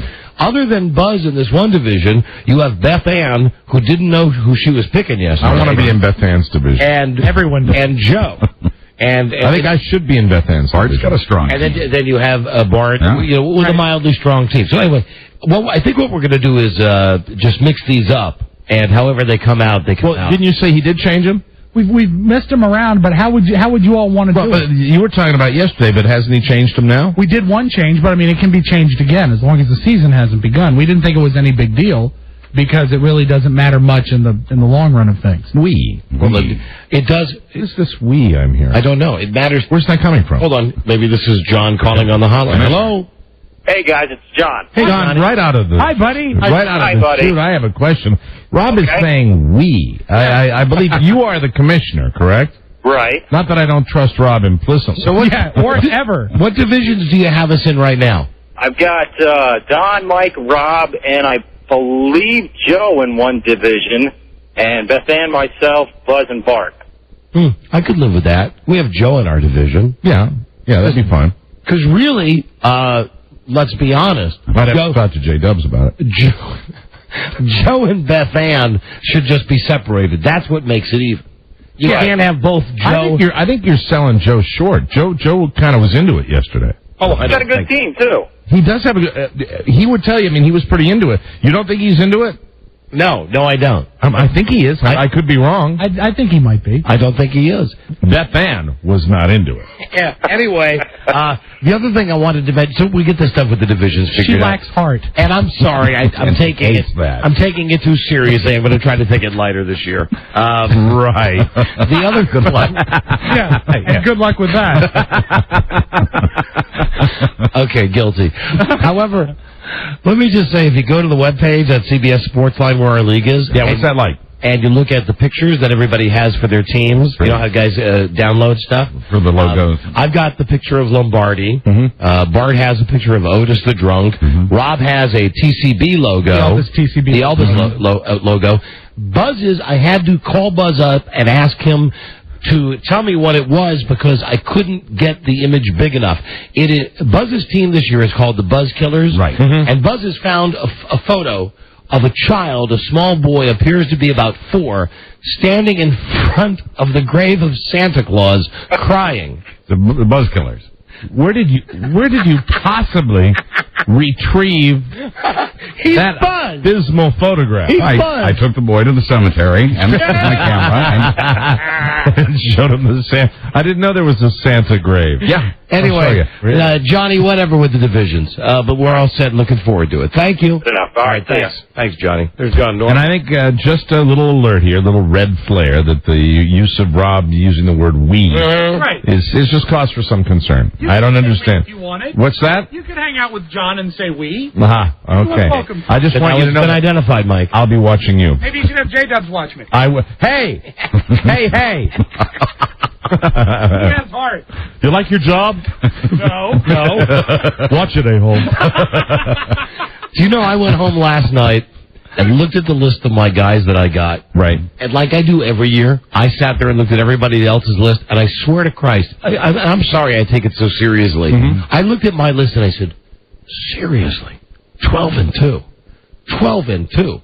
I mean, I really think this year I've got a really kick-ass team. Well, you said that last year. I know. That's why I'm an idiot. That's why I'm saying, if this is a sickness. Right. Heart. Last year, yes, I have, thank you. Yes. Like you have passion. Like the Desert Inn, I have heart. The Desert Inn has heart. Now, as we've mentioned, this is our last show before at the end of summer show. This one is. And there are so many things that I want to talk about. I try to prepare stuff every day to talk about. Here's what I got left over, and what we get to, and what we don't, we'll throw away and start over. We come back. Okay. Basically, first I'd like to talk about Kobe, because it's important to hear the entire statement that he wrote. Yeah, I was mad about Kobe last night, though, when I was watching my Red Sox game. Why? Because you don't it's a news story. You don't break in the middle of a network-covered baseball game so you can see the prosecutor going, it made me... You don't care. Well, no, you don't care at all. I can't. Well, your team won. I know, but it just made me mad. Do you agree that really? I mean, yes, is it a big news story? But I mean, were you watching the game on a sports network? I was watching ESPN.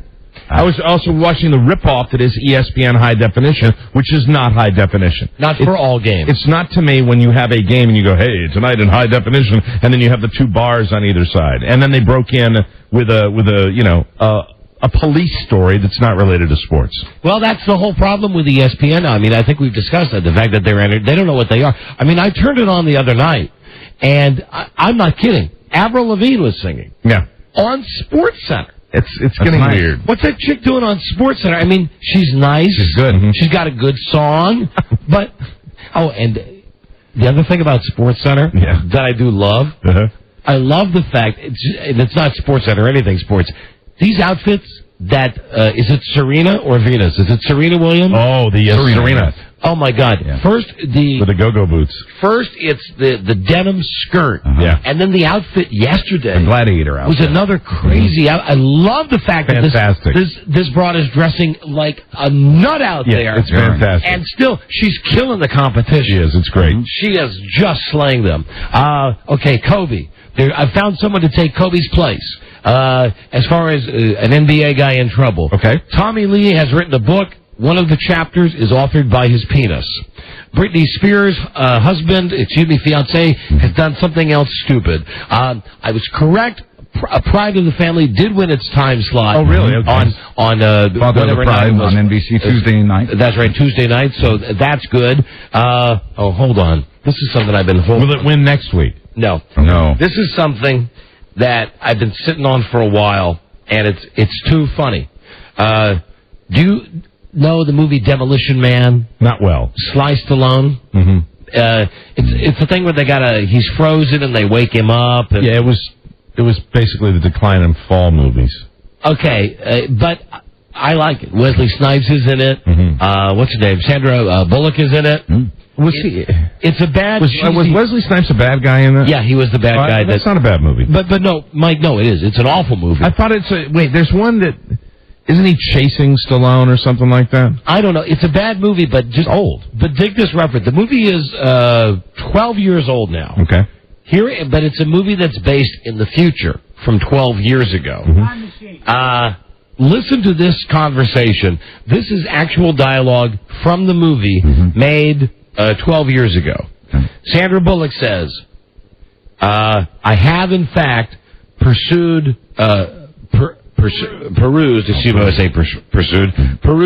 some newsreels in the Schwarzenegger library. Stallone. Obviously, this was done as a joke back then. Right. Stallone says, hold it. Because he's just been woken up, right? He was frozen. They woke him up. He's in the future. He says, hold it. The Schwarzenegger library? Sandra Bullock says, yes. The Schwarzenegger Presidential Library. Wasn't he an actor when you were frozen? Stallone says, yes, but how has he become president? Sandra Bullock says, well, even though he wasn't born in this country, his popularity at the time caused the 61st Amendment with states. And then Stallone says, I don't want to even know about this. I mean, I wanted to bring that to your attention. We don't have the tape. No one has a copy of Demolition Man. Terrifying. But it's something that back then was supposed to be like this funny throwaway that thing. could never happen. Oh, Jesus. Who's going to be on? The Craig Kilborn show. Craig Kilborn, who quit or was fired, whatever. Listen to this list of people who are going to be filling in for him. Michael Ian Black. Who's he? Okay. He's some guy who was on a show called Ed. Okay. A wiseacre. A show that David Letterman produced. Then, D.L. Hughley. Okay? Yeah. Then, Amy Sedaris, the girl that Letterman's crazy about. Right. And here's the one that I don't get. I mean, it's a good shot. I don't get it. Jim Rome. Really? Yeah. Huh. Well, who knows? I ain't making that up. Mm-hmm. Jim Rome. Hold on a second. Cher, her concert tour that she announced in, I wrote it down, June 2002, her farewell tour. Cher. It's finally coming to an end. No. It will be over in February of 2005. That's a long farewell. Yeah. Well, that was kind of the thing. The Kobe? Okay, here you go. Here now is the official text of Kobe Bryant's apology. Good. I want to apologize to her for my behavior that night. Rob, I'm not going to read it like that. Okay. I want to apologize to her for my behavior that night and for the consequences she suffered in the last year. Although this year has been incredibly difficult for me personally, I can only imagine the pain she's had to endure. I want to apologize to her parents and family members and to my family and friends and supporters and to the citizens of Eagle. I want to make it clear I do not question the motives of this woman. No money has been paid to this woman. She agreed that this statement will not be used against me in a civil case. Although I truly believe this encounter between us was consensual, I recognize now that she did not, and does not view this incident the same way I did. After months of reviewing discovery, listening to her attorney, and even her testimony in person, I now understand how she feels that she did not consent to this encounter. I issued the statement today fully aware that while one part of this case ends, another remains. The civil case against me will go forward. This part of the case will be decided between the parties directly involved in the incident, no longer be a financial or emotional drain on the citizens of Colorado. So, you tell me, what do you get out of that statement? I'm amazed by it. He says, on one hand, that he agrees. He's saying that she didn't want to have sex. Yeah. Right. And he And it sounds to me like he's admitting that he forced himself on her. And he also says that she's agreed that the fact that he's admitting this will not be admissible in a civil suit. Well, then, give her a suitcase of money and be done with the thing. That's where the rub is in this, and that's the only part of this that I wanted to point out that is beyond reproach hinky. The part where he says, no money has been paid to this woman, I bet he's telling the truth legally, because as of the moment he said it, right, no money had been paid to her yet. Yeah, and she has agreed that statement cannot be correct used in the civil trial. When was that released? This was released yesterday. Oh, so it was yesterday when they dropped the charges last against night. him. Right, last night. Yeah, late last night. It's a weird case. I mean, that's why I don't like to drag the show down and actually read something like that. Seriously. It's amazingly conciliatory for a guy that just had the prosecution case dropped against him. I would think he'd be well said. That's still true. digging his heels in, but it sounds like he. Would this indicate that he just wants to get the civil end of this over with and settle? The way I interpret this, he's already come to her and said, "Listen, baby, what's the price?" Yeah, right. Ready to settle. You want to save some face and take me to court in civil court? That's fine. Just don't bring this statement that I made into court. We can go through the deal, and then I'll give you, whatever millions you want. Right. Jesus Christ. Well, correct me if I'm wrong, and I'm not that well versed on this whole thing because I turn it off when it comes on, and I get mad when it interrupts my baseball game. But it sounds to me like they dropped the case. The prosecution dropped the case because she did not want to proceed. She was so overwhelmed by all of this that she didn't want to do it anymore. Okay, so let's say that that's true. The way I understand it. Let's say that's true. Then why's he come out with this thing?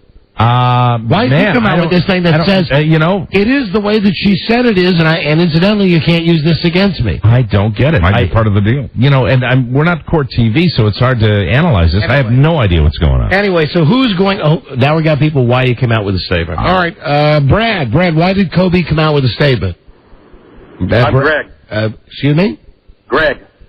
Yeah, Greg, what? Okay, Greg, I'm sorry. I heard on the news today in Sacramento that it was part of the agreement if he made this open public announcement, this apology, that she would drop the case. The criminal case. The criminal case. Yeah, but exactly. still it doesn't he had to do it. But it still doesn't make sense. What does she get out of this? Just that he said, what she said is right? Exactly. He's saying he sees her point. He's saying they have different points of view. Here's the thing. You know what it is, Buzz? What? It's a classic case of, I apologize if that offended you. If that offended you. Right? Yeah, but still, you're tainting... You're potentially tainting a jury that would sit on the civil trial. Okay, well, listen, I don't get it. Who's going to take his place? My man, Sir Charles, who never lets me down. What did Charles Barkley do this time? Just as Kobe Bryant announces this settlement. Yeah. Charles Barkley last night is at a Philly nightclub called 32 Degrees. Charles, my man, Sir Charles, and I do love Charles Barkley. I swear to God, I would vote for him for office. I swear, in a New York minute, I'd vote for him. I swear to God. Right. He tells it like it is. He walks up to a woman, says she's beautiful, and then says, I sure would like to see what you've got going on underneath your blouse. And then he grabbed underneath her blouse. Oh, dear. Without asking. A bad boy again. A bad boy, Charles. Charles Barkley. Always ask first. Charles Barkley. Now, Mike, this is, again, I've been holding on to this thing. This is from the New Star. This is a visual thing. You're going to have to explain this to me. Okay, all right, no problem. You know the hillbilly that, what's her name, Britney Spears is engaged to? Yeah, the skinny guy with the, with the pretend beard. Okay. They got pictures of him at a strip club. That's the Jughead. That's the guy she married for 50 hours. I'm sorry. Wrong, Louisiana? Wrong hillbilly. Right. Okay. So this is the guy that she married, the other hillbilly. Either way, the story's still great. The picture's still great. The Star has pictures of him in a gentleman's club making out with a hot chick. So check out the picture. All right. Okay. Now, there he is. Now. He is a Cletus, isn't he? Now. Here's the thing that you don't know. You see the picture real close, Mike? The hand? No, that's a guy. Oh, my God. That is a guy.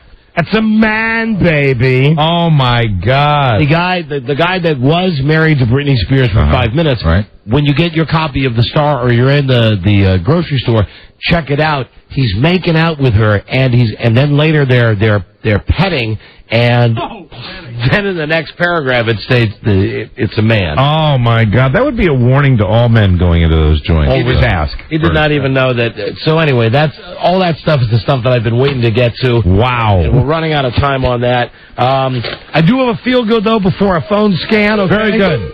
At 877-365-3636. You call right now, get on the line, get on the air. Last phone scan before vacation, so let's make it a good one. Call, we take these calls. They're on-screen calls. 877-365-3636. Phone scan next. Having said that, this story comes from Saudi Arabia.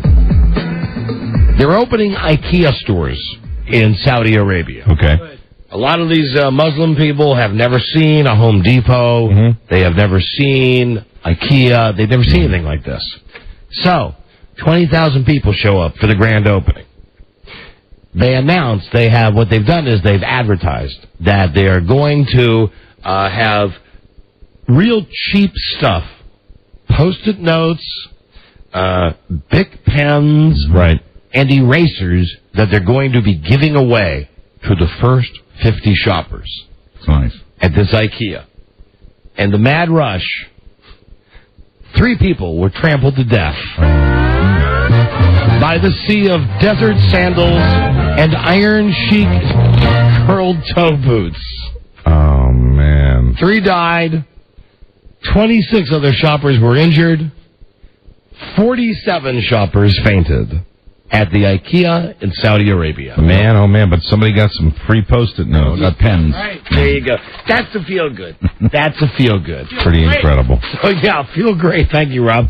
Phone scan line straight ahead. This is the Don and Mike Show. From what was once an inarticulate mass of lifeless tissues, may I now present a cultured, sophisticated man about town. Hit it! I met this beautiful lady from Chicago. If you're blue and you don't know where to go to, why don't you go where fashion sits? I met this beautiful lady from Chicago. Different types who wear a day coat, pants with stripes, or cutaway coat, perfect fits. I met this beautiful lady from Chicago. Dressed up like $1 million trooper, trying mighty hard to look like Gary Cooper. I met this beautiful lady from Chicago. Come, let's mix where Rockefellers walk with sticks or umbrellas in their midst. I met this beautiful lady from Chicago. The Don and Mike Show. I met this beautiful lady from Chicago. Right, I heard you, Dennis. Zero tolerance for stupidity. The Don and Mike Show. Hey, phone scan right here, 877-365-3636. Have you seen that? That's from America, Canada, Mexico, 800-636-1067. Right. WJFK, Washington, D.C., 202-432-1067. I'd like to dedicate this phone scan to Wendell Hall, our engineer, who, today is Wendell's last day with us, at least. We're going on vacation, and when we get back, Wendell is out of here. He's got a job, a chief engineer for a string of stations down south, they'd say. I didn't know he was leaving. Yeah. Well, I just found out a second ago. I was walking down the hall, and I said, "Hey, Smoot," and he says, "Hey, Squirrel," our nicknames. Right. I said, "What's happening?" And he said, in his usual bipolar way, he said, "Not much." And I said, "Are you happy or sad today?" He said, "I'm sad." Yes. "But I'm happy." I said, "Why?" He said, It's my last day with Don and Mike Show. And that was the first you'd heard of it? Yeah, I mean, I had heard a rumor that Wendell was up for a job somewhere. Right. So anyway, So Wendell's gone? Bon voyage, Wendell Hall. Man. We hardly knew ye. Well, Wendell, you're one of our favorites, and good luck in your future travels. Yeah, absolutely. We wish Wendell nothing but the best. Amen. We've had Wendell. Wendell's given us some really great, real radio moments besides being our engineer for all of our remotes. Absolutely. Wendell also had the Juicy Lucy escapade. And one time in Reno, we saw a lot of Wendell. Oh, my God, that time that Wendell, really shouldn't discuss. Wendell had something happen to him Yeah. while we were on the radio. Right. And, I remember 4 o'clock in the morning with Wendell standing outside my hotel room with a Sambuca. And I remember Wendell calling the show, I guess it was within the last 2 or 3 years, calling repeatedly at the beginning of the show, and Joe kept saying, you don't want to go on the air. But Wendell was just on a day off, getting bombed at home, calling the show, just saying hi. And also a personal favorite moment of mine is him and Dan Ryson getting pulled over while on the air and using the Don and Mike Show to not get a ticket. Well, I'm so happy for Wendell. Sounds like he's got a great new gig, and I hope he does well. So anyway, Wendell Hall, we hardly knew ye. We'll miss him. There are too many fun people, though, so we can do without one more. Hello. Don and Mike Show, hello. Hello? Yeah, it's a fun factory, Buzz. Like the Play-Doh Fun Factory. That's right. We weren't born. We were made in a toy factory. Hi there. You are on the air. Thank you. Wow, phone scan. Woohoo. You were not born. You were made in a toy factory. What can we do for you? Hey, Don and Mike. Mike, I wanted you to know, don't worry about that hurricane in Florida. You're insured, right? Yeah, that's right. Thank you. Remember that, Rob? Remember that cruel comment you made to me? No, well, this one's on the other side anyway, but I feel for people down there. But still, who knows, Mike? I mean, I'm not saying that. Yeah, you never know. Hoping anything bad could happen. Yeah, I mean, that's what it did on the other side. Because the last one was supposed to go right to Tampa Bay. Yeah, and didn't that cut across the state too? Yeah, and nothing happened in Tampa. This is a bigger one. Hello, Don and Mike Show. 3 times. Don and Mike. Yeah, hey, phone scan. Hey, hi. Hey, it's intern James. What's up, guys? James, the intern? You mean the guy that just got done working here 2 days ago? Yes, so I guess I'm not the intern anymore, but... Get out of here, dummy. Hello, Don and Mike Show. Too many fun. He's like with 3 girls. Watch this. Hey, it's intern James. Watch me call them. It's intern James with my cool yellow bracelet on. Hey, did they hang up on me?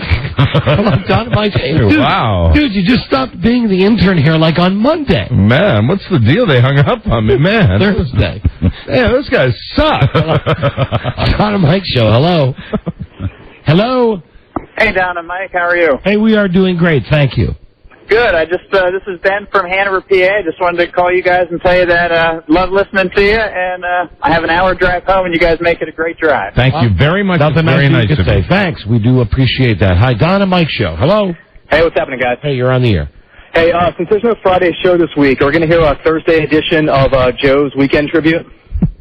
No, I think actually, and I requested that when we're on vacation for the next couple of weeks, when they're playing the best ofs, whoever is here, if it's Joe or Rob or Beth Ann, they're actually we're gonna go back to the thing. They're gonna come in the studio and actually set up each segment and tell you why they like the segment and why it's funny. It'll be me, and there'll be lots of good folksy cast-aside comments. You'll look forward to hearing from me, Rob Spiewak. Make sure to explain why it's funny, because we don't get that. You're the only one who will be doing it? That's just me. Just you? Just I. You'll be here the whole time? The whole time. I don't even plan on going home. I'll just stay here. I did say it could be rotating between, you and Beth and Joe's Joe. out of town. Oh, that's right. I forgot. This is funny, too. Where's Joe going? Joe's going to Vegas. Hey, Joe, he did get that thing to Vegas. 2 weeks. Joe and He's going to be in Vegas for 2 weeks? Joe and Tracy are going to Vegas for 2 weeks. 2 whole weeks? Yeah, and they'll only scratch the tip of the stuff to do out there. Wow. So make sure tomorrow that you at least call Joe up. Oh, well, no, Joe actually, I misspoke. Joe does do tomorrow. Oh. And then I just do the vacation. All right, very good. Hi, Don and Mike Show. Hello. Hello. Hello. Wah-wah-wee-wah! That sounds like a tape. Right. Hello. Do you like a porno? Oh, boy. Why not? That's Borat. Oh, okay. I like you. Do you like me? Probably yes. Thank you. Why you laugh? Sometimes not. Why you laugh? Do I think we do too much? Yes.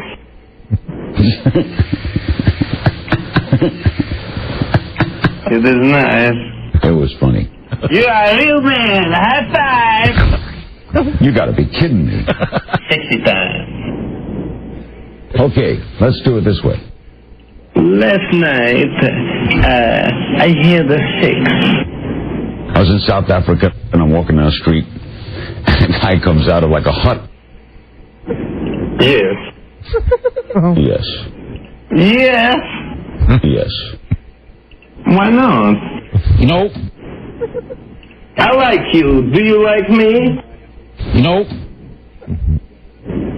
60 times. I'm Larry of the corner. Yes. Yes. No. No. Wah-wah-wee-wah!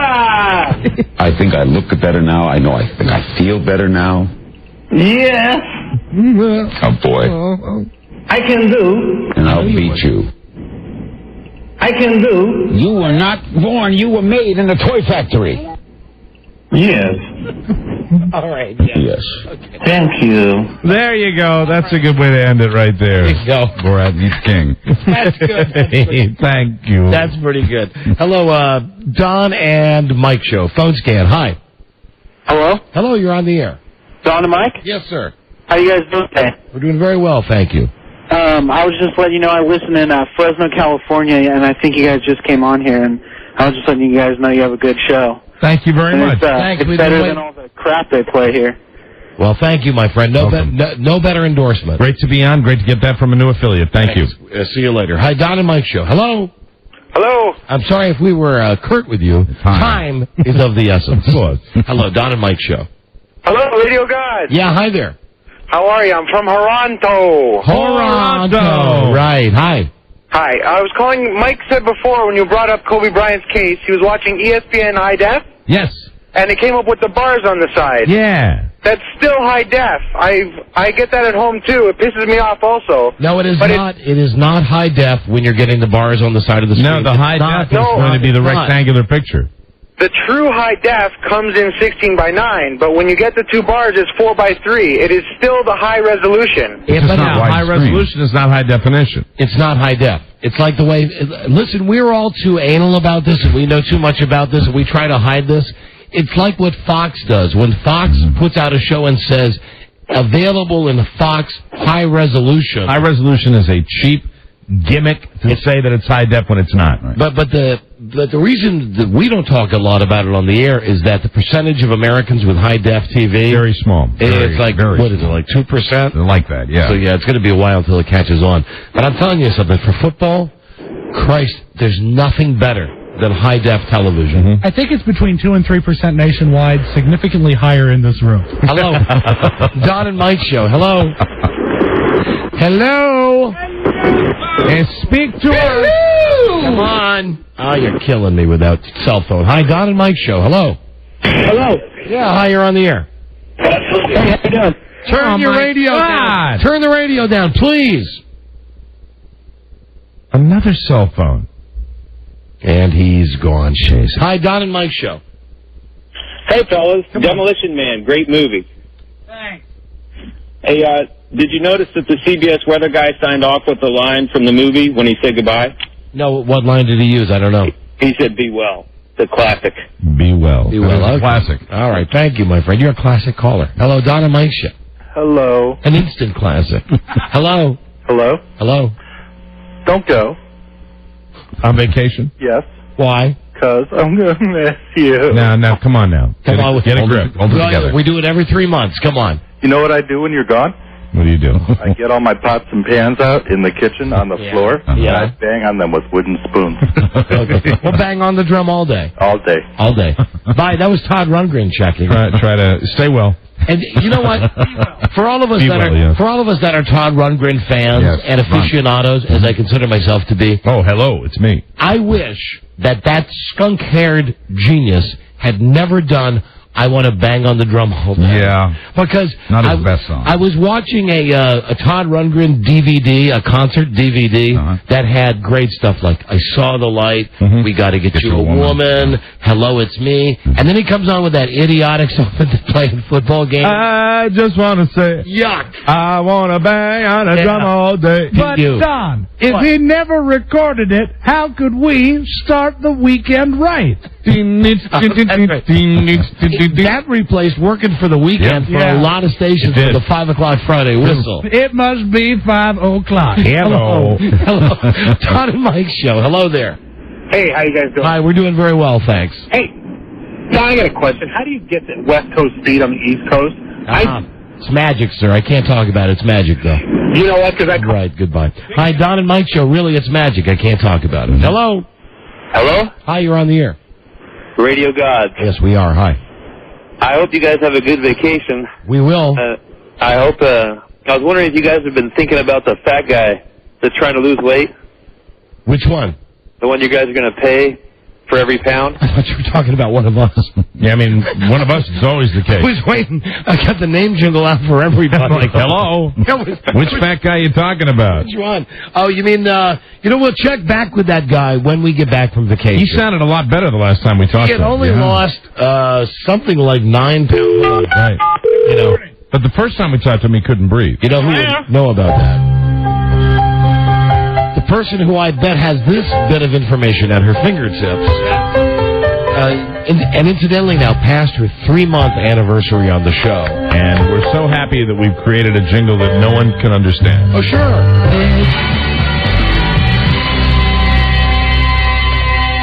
Beth Ann. Yeah. Clear as a bell. You said you liked that one better than this one, right, Mike? Yes, I like them both equally. Now, I've changed my mind again. You know what they are? They are seamless. This is what's known in the biz as a digital edit. It's seamless. Watch, it goes from Beth, then to Ann. Watch.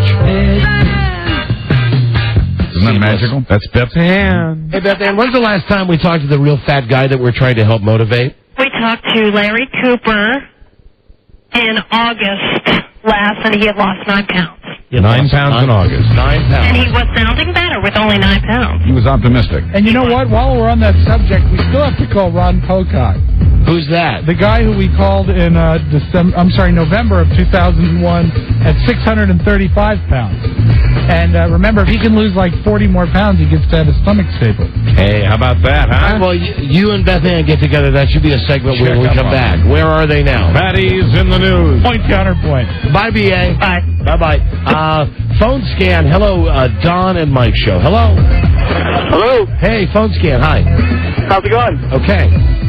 I just want to let you guys know that I'm up here in Baltimore, and there's this show called Shalom USA that comes on Sunday mornings, 9 to 11. Yes. On Baltimore 105.7. Oh, that's our station, 105.7, right? That's it. Shalom USA. We'll have to check it out. Thank you, my friend. Hello. Incidentally, that's the working title for this show. And incidentally, when I say something like that, hey, we'll have to check it out, that means we're not going to. I knew that. Yeah, I knew you. And I think sometimes I feel it's so phony that it's necessary to explain it. I think our listeners can tell. Hey, that's great. I'll check that out. I think they know when you're saying it. Pound sand. Hey, fantastic. I'd love to come. Hello there. Don and Mike Show. Phone scan. Last call. Last call. Hello. Hey, buddy. Hey, buddy. How you doing? We're doing very well. What can we do for you? Not much. I'm glad this whole Kobe Bryant thing's wrapping up. I wonder if Doug Christie has these problems when he travels on the road. Doug Christie. Doug Christie's that guy that we like goofing on. No, his wife doesn't let him, out of 10 feet. So, I mean, of course he's not going to have those problems. But it's a good thought. It's a good idea you have. No, Mike, no, it's not. No, I was being phony again. And I know you were, and now I'm not. Now you're just mad. I'm not mad. I'm agitated. The thing is, this will be... Now, Mike, don't hit the microphone. Okay. The last caller on this phone scale will be the taste that I have in my mouth for the next 2 weeks. Right. We must take another. Take another, and take some joy in the fact that guy talked just like Michael Hughes. Hello. Hey, how are you? Don and Mike, hello. Have a good day. Hello? Oh, here we go. See, now... Unless she screws it up, which is entirely possible, because she's a woman... She will be the last person on the phone. How are you, my lovely? Hello, my lady. I'm doing great. How are you guys? We're doing great. What may we do for you, sweet lady? I just wanted to know, my husband talks about Clown Baby all the time, Yes? and I have no idea who that is. Oh, well, see, now, you are a great last caller. Clown Baby is the baby of Washington, D.C. phony disc jockey Jack Diamond. But that's old. I mean, Clown Baby was a while back, right? Yeah, but still, it gives me a chance to go through the brief history we have with Jack Yes, Diamond. of course. Want to tell you, and since we were talking about phonies. Yeah, absolutely. Clown Baby. Hey, how you doing here, little buddy? Hey. Hey, then I saw him on Channel 5. That he's dyed all his hair, He's right? dyed all of his hair. All of his hair. Listen, you're the last caller. What is your name? My name is Carol. All right, Carol, here you go. Beth Ann is going to be thrilled at this. Hello? Hey, Beth Ann? I think I know what you're going to say. What do you think I'm going to say? I think you're going to say something about hair removal. That's right. I'm going to give away a prize that Beth Ann loves.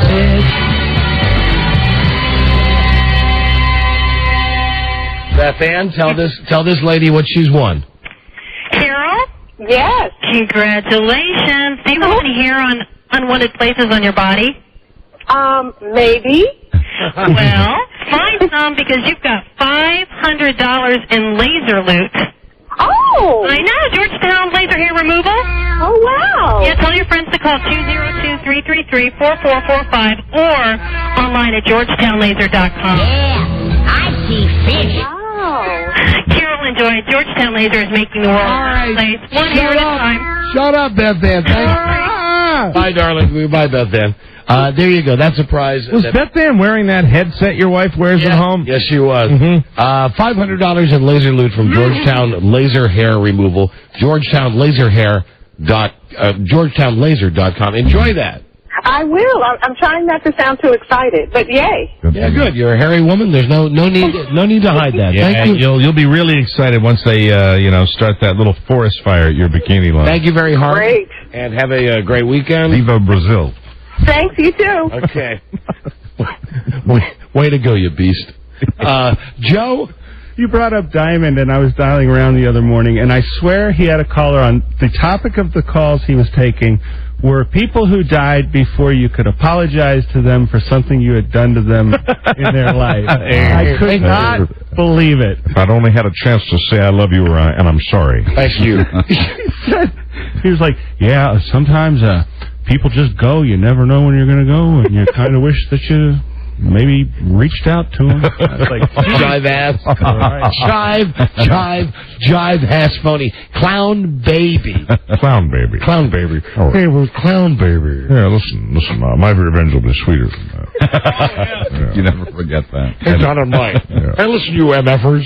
Hey, knock it off. Hey, I came from San Diego, man. Hey, listen to that. Hey, I'm Jack Diamond. I'm a phony guy. Do you remember the first time that we ever fought with Jack Diamond? This is way back in the day. Me and Mike are doing the morning zoo. And they bring this new guy, Jack Diamond, yet another guy who's supposed to be able to beat us. Right. So we start talking about him on the air. And he calls us off the air. And he says, go to your fax machine. And he faxes us his ratings from San Diego. It might have been Fresno. Yeah, or whatever market it was. Right. We're looking at this, and we called him back, and we said, what is this? And he said, I dominated. Mike, it might have been... Let me tell you something, yeah. It might have been like Riverside, like not as good as Los Angeles. Exactly. Whatever the California town was. Take a look at these ratings, okay? Hey, look at that, guys. I'm Jack. Yes, sir. Hey, get a Corvette with a plaque with my name. God, there's too many Jack Diamond stories to go around. I'm Jack Diamond. Hey, Jack, how you doing? Hey, and my tambourine player, who's my new wife. Super duper, but everybody gets along great. Yeah, there we go. Hey, we got a break. Shattered lives, lovely smiles. We'll be back, and don't forget Diamond Alley. Oh, yeah, I'll be opening for the Moody Blues. Yes, really. He was out next to the beer cooler. We're by the beer cooler, and he'll be out soon. We got a break. A Friday favorite, even though it's Thursday. We'll be right back with that. This is the Don and Mike Show. Right. Just what I was going to say. Amen. Fall's almost here, which means carting your kids everywhere and feeling like you got to be at half a dozen places at once. Well, you can't, but you can stay in touch with OnStar Personal Calling. OnStar Personal Calling is a hands-free phone built into your OnStar-equipped vehicle. I will stray from the script to tell you I have it. You press the white button, the lady says OnStar ready, then you say dial, and I say, for instance, the most beautiful, happiest woman in the world. Yes, even though it's a few extra words, that's how you identify your quick calling for your wife. Then they say Jennifer Aniston's not available, and I say Frida, and the call goes right through. There's no phone to hold, no battery to recharge, and no additional long-distance or roaming charges anyway. Mike, OnStar and me are like lox and bagels. Fantastic. You'll find OnStar in over 50 GM models, including vehicles with an MSRP around $16,000. To learn more, go to OnStar.com. The Don and Mike Show. There you go. WKK. This is the Don and Mike Show. The Don and Mike Show goes to war. This time, no mercy on you. Sure. You son of a bitch. The enemy? Jack Diamond, a.k.a. Harvey Joel Fisher. The Harvey Joel Fisher Pandora's box has been opened. Everybody in the radio business hates you. So does this war have Harvey in over his head? I got some news for you. You're in deep water now, okay? You're swimming with the big boys now. Don and Mike even mercifully offer the enemy a way out. And the only way it's going to end is when you come on this show and ask us publicly to please stop talking about you. But despite all of his tough talk, Harvey Joel pussies out. Just 24 hours later. Harvey. Good morning. All right, well, I will accept this as your apology since you were big enough to call us. Well, thank you, guys. Okay. I appreciate it. Okay. Have a nice day. Thank you very much. The Allied forces of the Don and Mike Show prove victorious once again, keeping America safe. So remember what we've learned. Don't with Don Geronimo and Mike O'Mara. And God bless America. The Don and Mike Show. Now in their 20th season, it's the Don and Mike Show. Here we go. Station break in Burlington, Vermont. 98.7 WXCQ. How about Mad City? Madison, Wisconsin. That would be 100X. 100.5 WCLX. San Francisco, where the station does show up in the ratings. KYCY. Lafayette, Louisiana. KDOL and Baltimore. Live 105.7. I love Baltimore. I'm going to brag for just a second. Mm-hmm. I could have gone to the game tonight. Yeah.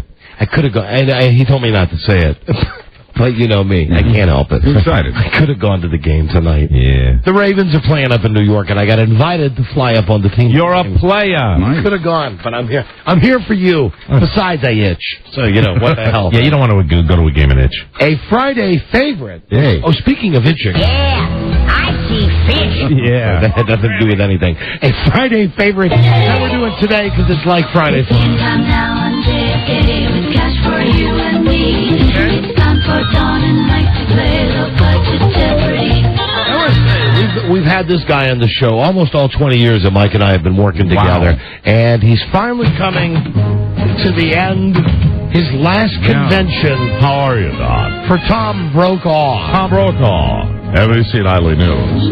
Looking forward to covering my final convention for NBC, and I must say I'm filled with mixed emotions. Covering the convention, I've been at the convention for so many years. It's been a very, very good experience for Tom Brokaw. Well, I'm very, very teary. I get all cloudy. Just bringing up the fact that this will be my last convention for NBC. And Tom, can I just give you a compliment? I'd accept a compliment from you, Dr. Geronimo, legendary DJ.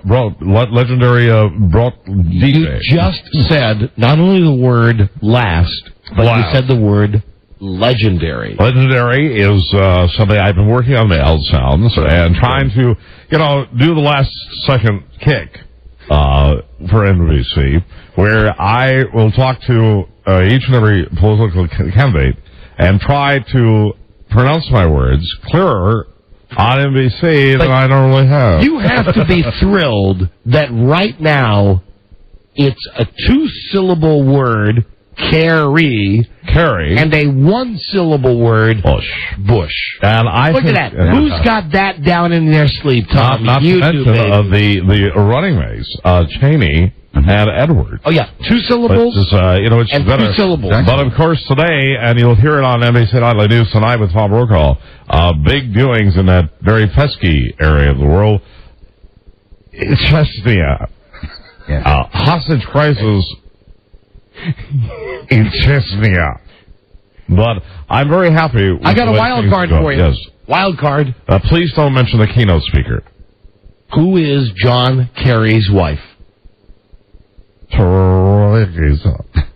You got me. Do the whole name now. Mrs. Kerry. I'm sorry, that's technically, legally, what I can say on NBC Nightly News. Tom Brokaw can say Mrs. Kerry today spoke to a group of other women in a big coffee clutch. Bush's, what's her... I hate the guy that gave the keynote speech. I practiced that and was able to get it out. All right, go ahead. Miller. Oh, the guy from last I have to night? get a running start. Tom Brokaw, NBC Nightly News. What about the National Security Advisor? He's the Democrat, you know. Oh, he was the guy speaking last night. Gave the keynote address, and much controversy caused in the Democratic Party circles to actually have a Democrat speaking as the keynote addressee. Who was it? Who was it? What about Miller? What about Bush's? After nearly 240 months as anchor, I see fish. Oh well. Yeah, I see fish. I love your granny. Big fun over at NBC. Everybody listens to the show, especially at our National Press Club office. Is she the National Security Advisor? Yeah. Condoleezza Rice. No. Come on. Try it again. Connie Rice. No. Connie Rice. Don't cheap out like that. I'm very good at NBC. Do it phonetically, Tom. Little Danny Rather. Do it phonetically. Condoleezza. Right. Now, use it. I'm Tom Brokaw, NBC Nightly News. National Security Advisor Condoleezza Rice said today. How's that? Am I improving? I'm doing the best I can, but I'll be on a ranch in Dakota soon. You won't have Tommy to kick around anymore. How you feeling about these other guys that want your job so bad? The guy Brian Williams is one guy. I've written several news stories in the News Forum, for each of my aspiring anchors.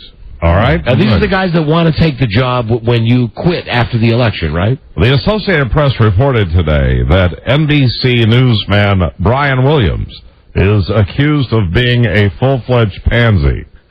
Well, now you're making What do you think of that? Yeah, of course I am. You're making that up. He's a pimp. You're not making that up. They're all pretenders to the throne. Yes. Stone Phillips, Brian Williams, all those. What about a guy like Matt Lauer? Matt Lauer, he's not fit to wash my jock. That's the way I look at it. The Greatest Generation and Brian Williams can't wash my drool cup. Yeah, I see fish. That's right, Granny on NBC Nightly News. Tom Brokaw will be interviewing Granny from the grave. We'll be digging Granny up with a big shovel. A big shovel talking to Granny Jethro, Miss Hathaway, and, of course, Mill Drysdale. How do you get along? Tom Brokaw for the Beverly Hillbillies. How do you get along with your colleagues at these conventions like... I don't care for any of them. Rather and Jennings. Well, there are several news stories you don't hear about anchors that are not well publicized. I'll bet. Some of the things They're not well what? Publicized. You don't hear about them. They're well what? They're not out in the media. Say publicized. I will tell you right now, would you like to see my pure alabaster 14-karat drool cup? It's something I use at NBC when I'm on live with convention coverage. Your alabaster drool cup? My pure alabaster and 14-karat gold drool cup. For Tom Brokaw, NBC Nightly News, reporting live from the set of the Beverly Hillbillies. I was taking a steam with Chris Matthews from NBC, MSNBC, you know, the hardball? Yeah. And I can testify that his show is aptly named. I'd just like to share that with you and yours. Chris Matthews is a fine lad who's I've taken under my wing, or in the case of the steam shower today, my sweaty armpit. What about Tim Russert? How do you get along with that guy? Tim Russert is a mallet head. I'm not a fan, and he smells offensive. Like many big men. I see fish. As I said in the hallways at NBC just the other day, a Russert Brokaw here, you might want to think about tweaking the personal hygiene. And, of course, it sailed right over his head, as it's often wont to do. But I'd sure like to bring back the Beverly Hillbillies. What about somebody like, I want to ask you about... Fire away. I'm Tom Brokaw sitting here for you now. When you were on the Today Show, you worked with Jane Pauley. Yeah, Pauley. And now Jane Pauley is saying that she's bipolar, that she's schizo. We all knew. You all knew? We all knew. I took advantage of it. I'll tell you something about Janie's highs. Janie's highs were higher than anybody needed to go. And the book around NBC, even for the low-level employees, when Paulie's on one of her high phases, you can always nail her. That's what we all used to say at NBC. Brokaw especially. I say, is Janie, what's the mood? I check when I get there. Of course, rolling into NBC. 30 Rock at 4:30 in the morning. I would say to my desk assistant, how's Paulie's mood? And if they said sky high, I could count on a pre-show right for Paulie. Paulie would take care of me in the edit suite. Wow. It would be delightful. What about after she left the show? Willard. Now, that was... I'm just recounting the days of the Fantastic Today Show when Willard would always pretend to leave his fly open. What about, as long as we're on this topic? Yes. Didn't Gene Shalit fill in occasionally as well when Paulie wasn't in the mood? Yeah, Shalit was kind of our utility player. And people don't realize he could be on Willard's birthdays for the Smuckers. Because Gene Shalit is, in fact, 113 years old. Wow. That is, and he does not color his hair normally. It is actually all fake hair. All artificial. He's not only losing his hair, it's gone. We call Willard the towel rack. Wow. What a compliment. Okay, guys. That's what we call Willard. I get jokes. Surely. I get jokes. Yeah. Willard Scott is one of my close personal friends at NBC Nightly News. All the good ones are gone, though. Brinkley. Yeah. Huntley. When's the last time... John Chancellor. When's the last time you got liquored up and laid with your good friend Willard Scott? Well, Willard and I still manage to see each other when I come to D.C. Of course, I'm in New York now, where Nightly News originates. And Willard's a good man. I like Willard, and Willard prefers the beverage of choice when I sit down is Wild Turkey with Scott and Brokaw. Scott and Brokaw will kill a bottle of Wild Turkey faster than Saddam Hussein can dive in a hole.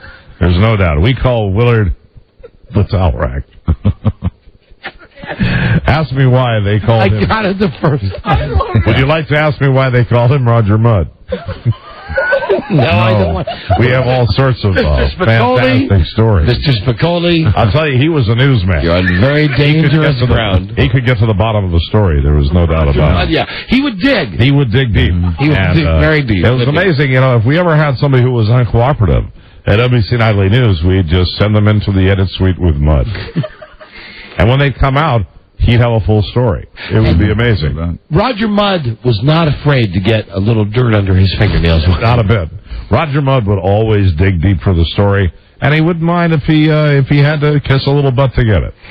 You know, sometimes you have to make friends in odd places, and Roger Mudd was the right man for the job. So who are you? Always basically getting close to executives. Who are you picking to win the election? I know that you've got the stuff you're supposed to be. I'm going to go on in a the limb. middle. Tom Brokaw with commentary. The fight between President Bush and John Kerry has spilled over into the psyche of the American people. Thusly, I go on record right now as predicting an overwhelming upset by Ralph Nader, who will casually waltz into the White House as John Kerry and George Bush fight themselves to the death. That is impossible. I believe it can happen statistically. I've analyzed that. How can it happen? And say statistically again, please. As a young cub reporter, I saw many things on the campaign trail as Tom Brokaw in my days in the Midwest. Yeah. And I believe that anything in the American political sphere is popular. I mean, excuse me, is Possible. I believe it can happen, and mark my words, this is off the record for you. Brokaw, did your honor know? Without Tom Brokaw, ABC Nightly News will tell you that right now, there's an outside chance that I'm having a stroke. I'm having a minor stroke. Get out your alabaster spit cup. Where's my drool cup? A little alabaster and 14-karat gold. Your drool cup. I have. I can only visit very briefly, and then it's up to New York for the big speech from Dee Dee. Damn dummy. So Bob Schieffer has male and female parts. Are you for Kerry or Bush? As a citizen, who will you vote for? Why don't you ask me the right question? As a man, who do I prefer the company of? Without a doubt, John Kerry. Yeah. He's a much more sensitive, caring fellow. It's a lot more fun to go to the cabin with. Have you tried them both out, so to speak? I have indeed. In his young days, I was with the little brat boy, as we used to call George Bush. Mm-hmm. It was daddy this, daddy that, daddy that. No time for that for Brokaw. And really, not someone who can relate to the greatest generation. Right. That's just my opinion. I'm Tom Brokaw, NBC Nightly News. Looking forward to seeing my old pal Willard. If he's sunning himself out by his pool, it'll be much like seeing a radio tower. It should be big fun. You didn't know that. Ann Curry. Yeah, I see fish. Ann Curry. Say no more. No more is necessary. We got a break. We'll take the first two calls right now for a low-budget Jeopardy. We used to call Ann Curry the hatchery. 877-365-30. Yeah, I see fish. You know the phone number. Call now. Two callers for the low-budget Jeopardy. Always good to be with you, Don. NBC Nightly News, Tom Brokaw. This is the Don and Mike Show. Why don't we let Jeff Greenfield have a go at it first? No, let me have a go at it. Go ahead, David. I wish to say that we all look forward with great pleasure to 4 years of wonderful, inspiring speeches, full of wit, poetry, music, love, and affection. Tons more goddamn nonsense. The other is that... You can't say that on the air, Mr. Greenfield. Well, I'm not on the air. I was amused to have to read that Ross... David, let me go in the shit. We are on the air. The Don and Mike Show. Is it the Don and Mike Show? You bet. You bet. That's the way it works at NBC. That's why we send them over to ABC. Oh, Brinkley? When it's PDS time, that's when it's always time for the guys to go to ABC. And I'm in PDS time myself and have been for several weeks now. PDS? Tom Brokaw, Picking Dead Skin. That's how I amuse myself in my office at 30 Rock. Picking Dead Skin. So David Brinkley was a big one into PDS. And he liked them young. He liked what? Never mind, I want to ask. Yeah, there wasn't an intern that Brinkley didn't go for. Hold on, just let me make sure. I screwed up the machine. Never mind. Let's play low budget. I was looking for the Larry King tape. A boy. I'm Tom Brokaw. A boy. Let's play the game. This is Low Budget Jeopardy. I'm Tom Brokaw, NBC Nightly News.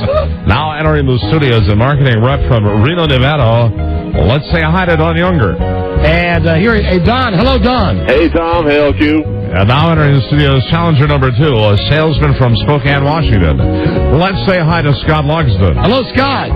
Mr. Brokaw, LQ, how are you anyway? Howdy, boys. And now entering the studio, Tom Brokaw, NBC Nightly News. How's a Low Budget Jeopardy? I say to Don and Scott, I don't screw with LQ, and say hi to Alex Geronimo. All right, thank you, boys. And here are your categories. They are guests this week on the Don and Mike Show. I would be at a disadvantage being in New York City all week.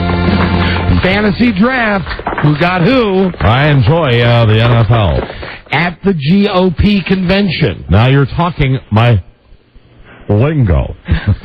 Hey, good going. That's another L word. Yeah, I'm practicing. I'm doing tongue exercises as I pick my dead skin. Which sold more and now in theaters. Why don't you run through them again for our challengers? We have guests this week on the show. Katie and I. Fantasy draft. Who got who? Katie correct. At the GOP convention. Little Ann Curry. Which sold more. Yeah. And new in theaters. Willard. Don Reno, listening on the Buzz. We'll start with you, Don.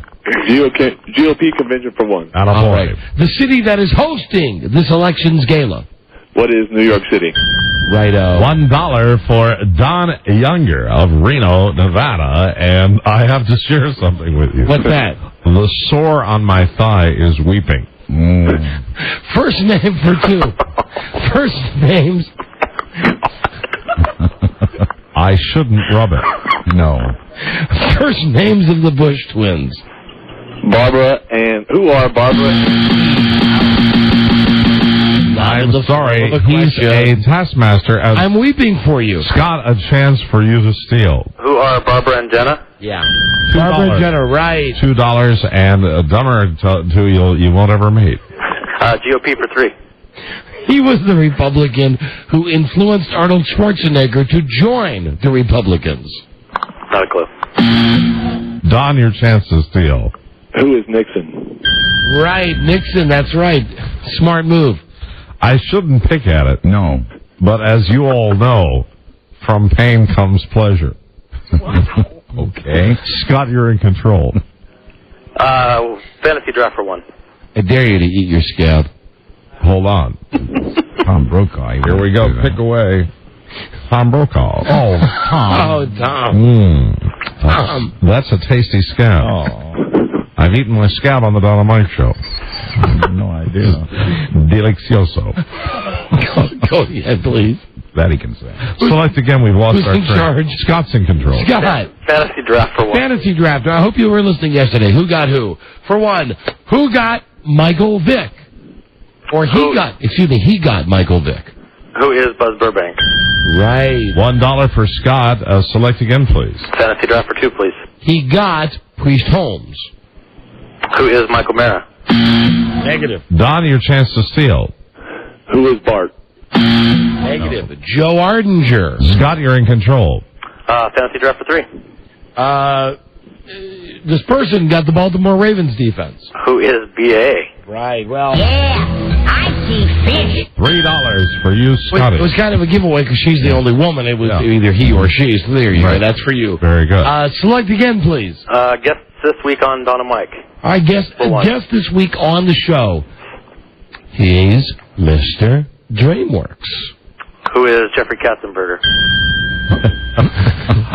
We need a ruling from the judges. Sorry. Berg, he corrected himself before we said anything. It's close enough. Katzenberger. Jeffrey Katzenberger. They've shortened it. The Katzenjammer Kids. Go again, please. Guest this week for 2. TV show weatherman. Don't know. Don, your chance to steal. Don't know. Of course, it's Dave Berg. No. It's Dave Price. Dave Price. I'm kidding, of course. And Scott, you're in control. Finish up for 3. Does this smell infected to you? Yeah, you're right, Buzz Burger. Guest on the show this week for 3. He's the Wing King from this city. What is Buffalo? Right, we had the Wing King on from Buffalo yesterday. $3 for Scott. You're still in control, and you've got a commanding lead in low-budget Jeopardy. Which sold more for 1? Okay, now these are all about the Backstreet Boys. I'm going to give you a which sold more. Which sold more? The Backstreet Boys album, Black and Blue, or the album John Denver's Greatest Hits? What is John Denver's Greatest Hits? That's right. That's a good pull. Scott, you've got a very big lead. Select again. Which sold more for 2? The Backstreet Boys album, Millennium, or the Beatles album, Abbey Road. What is the Beatles? Don, your chance to steal. What is Millennium? That's right. You sound like I'm rubbing off on you, Don. You're of Reno, Nevada. That would be $13 million to $12 million. That's significant coinage. It sounds like one of my contracts. Yuck, yuck. All right, tough word. Select again, Don. What sold more for 3? Okay, here's a great one. Backstreet Boys, their original album, Backstreet Boys, or Led Zeppelin, Physical Graffiti. What is Backstreet Boys? No. Scott, your chance to steal. What is Physical Graffiti? Yeah, you see, at least there's some justice in the world, although listen how close this is. As of yesterday. Physical Graffiti, 15.2 million copies. Backstreet Boys, 14.9 million. Is there no justice in the world? No. Thank you, Tom. And Scott, you're in control. Now in theaters for one, please. New in theaters, for one, stars Reese Witherspoon. Don't know. Don, your chance to steal. What is Winter's Park? No. What is that? No, Vanity Fair. It's one of those dumb period pieces, and I don't mean it's a piece about women having their periods. Vanity Fair, a period piece. Yeah. I like that. I like that kind of humor. Period humor. Scott, you're in control. Now in theaters for two, please. Stars Seth Green. Dude, this is a one. You know this one. Don, your chance to steal. What is... I have it. Yeah, Tom. My favorite pick-to-click. What is Without a Paddle? Right, Without a Paddle. Damn funny stuff. And I dislike cinema as a rule. All right, Don, Scott, you're in control. Now in theaters for three, please. All right, last question on the big board. Stars Scott Baio. What is The Village? Yeah, he plays one of the evil. Yeah, right, with M. Night Shyamalan. Don, your chance to steal. What is Open Water? No. Wishful thinking. That's good. Not good enough for $1, but it's good. The answer is Super Babies, Baby Geniuses 2. That's the one he could get. And that's the end of the first round of Low Budget Jeopardy. That's it, and now we're ready for final Low Budget Jeopardy. Tom, who's got what? Scott finishes with $14. Don Younger of Reno, Nevada, has $3. All right, listen, anything can happen in final Low Budget Jeopardy. We physically force you both to bet it all, and who is the goddamn heavy breather? It's not me. I'm breathing through my nasal passage. No, I know. It's one of these phone guys. Which one of you phone guys is like breathing like this is a 976 call? I'm just curious. And who's old enough to remember when they were 976 calls? Who's old enough to remember they used to be able to ring up like $1,000 worth of sex calls by just calling 976. 976. And then when you get the bill, you say, I didn't know it was, $8 per word. Back in the day of the Greatest Generation, we were unable to do that because you'd have to talk to the local operator. And you couldn't say, hey, Sarah, why don't you ring me up a phone hooker? It didn't work for Tom Brokaw. Here's your category, guys. Final Low Budget Jeopardy. Here we go. 10 years ago today. 10 years ago today, these expansion teams officially joined the NFL. 10 years ago today, these expansion teams officially joined the NFL. Guys, need the answer in the form of question and good luck. All contestants on Low Budget Jeopardy will receive my latest book, The Laziest Generation. Hey, well. The moving tale of anyone born from 1958 through 1960. The individuals who benefited from missing Vietnam, diminished academic standards, and the onset of modern technology. Designed to make their lives easier. From microwaves to cell phones to the internet. Find out why the laziest generation coasted to prosperity on the coattails of their parents while becoming fatter, dumber, and lazier than any preceding group.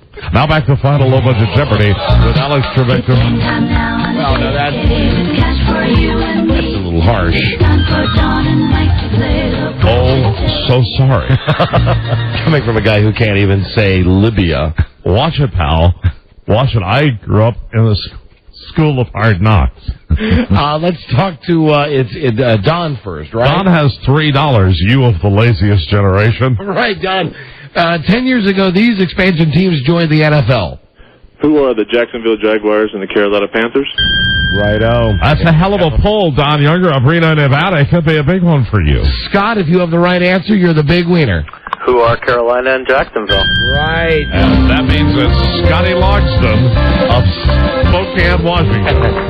You are our Low Budget Jeopardy champion. Hey guys, just for snicks, 10 years ago, what team relocated? They're having a 10-year anniversary this year. That would St. Louis Rams. The St. Louis Rams, yeah. Right. St. Louis, was it really just 10 years ago? 10 years ago, all three things happened. That's really amazing, Don. I know my NFL. We have a winner. We have a loser. Listen, get out of here. Goodbye. All that stuff. Don't let the screen door hit you on the way out. Here's Tom Brokaw to tell you what you want, Tom. First of all, Scott, you double your score to $28. We throw in a $25 bonus for a total of $53. And for you, Don Younger of Reno, Nevada, are you ready for your fabulous prize? Sure. You've won an HBO Entourage. An HBO what? It's a gang that follows a guy. Prize pack. Entourage. Do it phonetically. Entourage. Entourage. Okay, now use You always can work it. Yes, an HBO Entourage. There you go, Tom. Prize pack. An all-new episode this Sunday night at 10 on 9 Central. Only on HBO. Thanks for calling, and thanks for being a part of the broadcast on the day before a lengthy and well-deserved vacation for Don and Mike. Thank you. Thank you, Scott. Thank you, Don. Thanks, guys. Have a good vacation, guys. In the greatest generation, Don, when we say thank you, you say you're welcome. You're welcome. I'm going to guess that Don Younger was the guy that was breathing heavily. I'm going to guess that you're a bitter old man who still couldn't say the word Libya if it came up and bit you in the ass. Well, I cheated for years by saying Libya, and I will continue to cheat. And with this weeping sore on my inner thigh, I will be going out to pasture soon, Don. Good luck with all of your endeavors. Same to you, Tom. And, of course, it's great to always see a high school classmate. Good to see you, Tom. We were the greatest generation. And wasn't Buzz an upperclassman when you were? He was a senior when I was a freshman, and we always avoided Elston. Always dangerous. Why is that? What was the problem with him? He was a tough guy. Yeah. He was a tough guy, and you could never wrestle him to the ground because his shirts were too tight. Most likely to hunt a mammoth. What? We'd go mammoth hunting. Yeah. Oh, I get it. Woolly mammoth hunting. Woolly mammoth. Okay. In a world where owning a radio was strictly forbidden, one man found a way to the runway on that. good news to his people. He made it up. All right, Buzz. What's your lead story? I would have got it if it was Woolly Mammoth. Yeah. Woolly Mammoth. Well, Spivak came in. It's my job to interpret what he's writing feverishly. What is your lead story tonight, Buzz? Today, the party that says America's safer is having security trouble at its convention. Oh, dear me. And, of course, stay tuned. I'm in the for middle of news that. and comments Woolly coming Mammoth. up on the Don and Mike Show. Tom, always remember, never forget, Low Budget Jeopardy's a production of Quran Incorporated and is distributed by King World. And, what else? I'll see you later. I'm frozen. We'll be right. This is the Don and Mike Show. Oh, that was Weepy Professional. What's the word from Planet Crackpot? What's the word from Planet Crackpot? Hey, What's the word from Planet Crackpot? Machine. Hey, machine. What is the word? Hot key not assigned. Yeah, I need to find it. You might sing it. Oh, you know what you can do here? No, come on. Find it there. Here it is. Oh, come on. That's cheap. That's the old way. The Don and Mike Show. That doesn't sound crisp and clear. Find the one that's on the digital thing. The Don and Mike Show. There you go. Yeah, crispy. See, that's good. See, this one's muddy. The Don and Mike Show. This one's clear. The Don and Mike Show. You got that right. High def. And they both sound great with AC/DC, don't they? The Don and Mike Show. That sounds out of place like a train. Broadcasting live from downtown Dumbass. Nice. The Don and Mike Show. Time for Buzz's News and Comment, brought to you by Darrow Max. World's #1 sexual pleasure and performance enhancer. It's doctor developed. Someone called for a doctor? Clinically tested.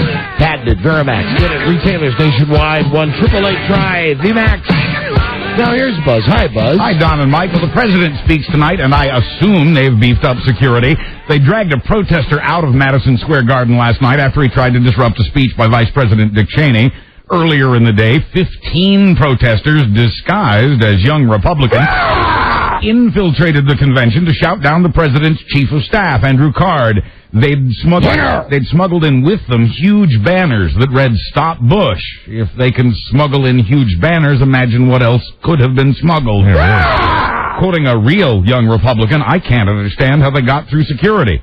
Easy, according to a New York newspaper that sent reporters to pose as just plain folk. The reporters easily convinced delegates to give up their security passes. One delegate said, I wanted to keep mine for a souvenir, but here, have a good time. And the passes were easy to use because they don't even bear the delegate's name, much less a photograph. You know, whether you're a Democrat or Republican, that makes you feel kind of hinky. Can I say that in all the years that we've gone to the Super Bowl, for we use this word loosely, our coverage, at least we have to get like a photo ID to walk around the stadium. Right. Yeah, that was amazed. Pre-9/11. Very surprising, isn't it? So in the Democratic convention, didn't you have to have a picture ID? That's what I heard. I thought so. Yeah, but the New York Post or New York Daily News, one of those papers, sent in reporters yesterday and had no trouble at all. Wow. Heck, they even let Michael Moore back into the building yesterday, but his credentials are legit because he got USA Today to send him there as a columnist. He was not booed and jeered this time. However, there was no Senator McCain on the podium to fire up the crowd as there had been the other night when Moore was escorted out of the building. And, his sister doesn't get any of the headlines, Demi. But I want to tell you something. I don't think we've ever done Demi Moore with Roger daughter Moore. did. Who's that? Mandy. Right. And his Aunt Melba. No. Jesse Jackson. Brother Roger. Yeah, well, that's, I think, his British brother, Roger. Started originally there. But I don't think we'd ever done Demi Moore with Roger Moore. And, of course, his dad. Hob. That's right. Hob Moore. Hob Moore, the morning man. Cousin Mary Tyler. Okay. Wow. All right, enough. Jesse Jackson, meanwhile. No good, Buzz. It's just now. Oh, if we're going to be playing the Moore it's a game. challenge. The Moore game? No. Never mind. All right, then. Jesse Jackson was protesting outside the convention yesterday and proving he still knows his audience. Their great-grandfather. Who's that? Benjamin. Benjamin Moore. Okay, the paint guy. Okay. Thank you. Yes, Jesse Jackson still knows his audience. After thousands of protesters had marched behind him to the steps of Madison Square Garden, he turned and asked them to pray. It was an uncomfortable moment. This you should not do. You should not say he's an animal. Should not say he's Jacko. Jacko. I'm not a Jacko. Jacko. It was an uncomfortable moment when Jesse Jackson asked the protesters to pray, especially for the group immediately behind him. Jacko Jackson. Atheists for Kerry. Oh, my God. They were a little uncomfortable. That's good, Buzz. Know your audience. That's good. You didn't make that up, No, right? that's a true story. We'd like to have everybody pray. Just turn around and pray. Hey, Arnold Schwarzenegger, what's happening? Even the atheists for Jesse Jackson. There we go. I don't sound anything like that. That's right. And for that bastard, you still always remember, because it makes me so sour. And it is not a fine hour. No. And I will go to the watchtower. Melba Moore. Mary Tyler Moore. Which one do you think is a whore? Proving once again that Homeland Security begins at home. Yeah. The Air Force is promising to be more careful with its tear gas. That's part of the official apology to some folks just outside Tucson, Arizona, who wonder just how much safer America is. Yeah, I see fish. More than 24 people were choking, hacking, crying, and gasping for breath after the Air Force sent the tear gas into their suburb. Oh, dear. Here's another guy who went to school with Buzz and Tom Brokaw. And now He taught me how to fight. He's going to talk about his gay lover here. Oh, Listen now. John. I remember him. John Dean. Oh, Well, this incredible. Wrong John. It's John Dean was his gay lover, not John Pop. This Tucson gassing happened back in February during a training exercise. Officials blame human error, hence the need for training, and changing wind directions. They say a commander, a lieutenant, and a non-commissioned officer have all been reprimanded, quoting a resident who's all better now. I'm glad they provided an explanation, but it never should have taken them 6 months. Is that what the doctor wrote? All better now. Yes, all better now. All better now. You're all better now. You keep your right foot in, you put your left foot out, you lean your torso over, and you point your finger out. Hold on, I got it somewhere here. I got the song here. You make a funny face. You make a funny face to a person, thing, or place. Now you're doing the Lindy. Everybody's doing the Lindy. It's the pose American soldier Lindy England took as she mocked and tortured military prisoners in Iraq. Baby. Now the pose is turning up in everyone's summer vacation photos and wedding photos and just for fun photos. Okay, now all the kids, take off your clothes and get in a big pile here. There we go. Do the Lindy. You torture all the prisoners and you shake it all about. Then you smile at the camera and you say, I'm number one. That's what it's all about. There's even a website for all these photos that people have taken with this pose in their summer vacations and weddings and other occasions. What is the website, Buzz? I don't have that in front of me because I didn't want to publicize them. Oh, I was just curious. It does exist. You'll find it. Google search and you'll find it. Okay. Look for the Lindy. And don't forget the cigarette hanging from your lips. Yeah, that's a big part of it. The finishing touch. People have different ways of honoring war heroes. In New York State Capitol, they've done some reduction surgery on the statue of a soldier who fought the British to make this country free. The statue was of a Continental Army soldier known as Copper John. And the statue normally stands outside a prison, the Auburn Correctional Facility in Albany, but the statue was taken down recently for cleaning. One of the things the workers say they were also told to do was to give Copper John a smaller package, a crotch reduction, if you will. I think that reminds me of Michael Soares. State officials refused to discuss this, but prison guards have started wearing T-shirts to cleverly protest the downsizing. What the heck is that? Michael Soares. We're getting some CB interference. Who's thinking about that? Michael Soares. A little too much. Michael Soares. You're not going to believe this. And Michael Jackson has once again asked for a reduction in his bail. And once again, he's been denied. You already played the Jacko tape once because of Jesse Jackson. Premature Jacko. Different Jackson. This you should not. Jacko. You should not say he's an animal. Jacko. Should not say he's Jacko. I'm not a Jacko. I'm not a Jacko. Don't call me Jacko. Jacko. The judge in the case says there's evidence that Michael planned to flee to Brazil with his young accuser and the boy's family. Ain't Brazil where you know he'd end up? Oh, sure. I mean, out of anywhere in the world. I love Brazil. Brazilian boys. The wax comes so from. all the young boys. Jesus juice. God. The evidence was put together for the court by a grand jury, and the judge says it includes evidence that Michael tried to take the family to Brazil against their will. So the judge says the $3 million bail stays. I'll get on the plane, and I want you to go. And we're going to have fun because they've got beaches, and it's warm, and it's nice. You know what's in Brazil? What? A boy. A boy. Fantastic. And I'll build an amusement park. A boy. One of the other... line in bed. A boy. One of the other terms of Jackson's bail, he's had to surrender his passport. With his bail money back, he could hire a private jet. Remember, you perhaps not. Can't spell passport without ass. That's right. Hey, whoever thought we'd be glad there's such a thing as genital warts? Sure, they're a danger to your health and your reproductive system, but without the warts, we wouldn't have the wart cream, and without the cream, we wouldn't have stumbled upon a cure for skin cancer. Hey! Unlike previous treatments, this one doesn't hurt. In fact, it boosts your immune system in the process. The Australian government has just approved the sale of let me take another run at this. Okay. Imiquat. No, that's not right. Imiquimod. I finally got it. Imiquimod cream. All I know, because you said Imiquat, and Imiquat rhymes with you got to be careful. Yeah, that's right. And it would go great with butt paste, which is available at Walmart. That's right. This stuff seriously cures skin cancer. According to the Australian government, that's just approved it for this use. Imiquimod cream is a cure for skin cancer that's only skin deep, superficial basal cell carcinoma. But now the cream's being tested as a treatment for melanoma, breast cancer, and cervical cancer as well. Wow. Yeah. Just a cream. What about poison ivy?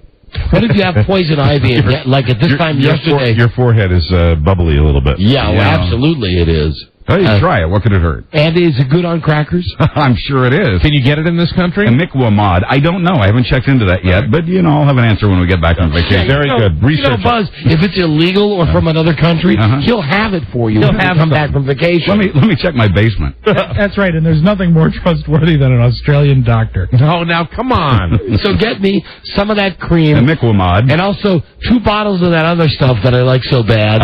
That absinthe stuff. Right. So 2 bottles bottles of that. All right. And, a butt paste, yeah. And nothing but Rob. He thinks they're all like Kangaroo Jack. That's what it is. It's all nutsy down there. And a box of Cuban cigars. Different men like different things about women. Some guys are still leg men. For some, the question is, does baby got back? While others long for a balcony from which you could perform Shakespeare. Well, here I go again. Michael Source on Geronimo. Hi. A new study says what you like says something specific about your personality.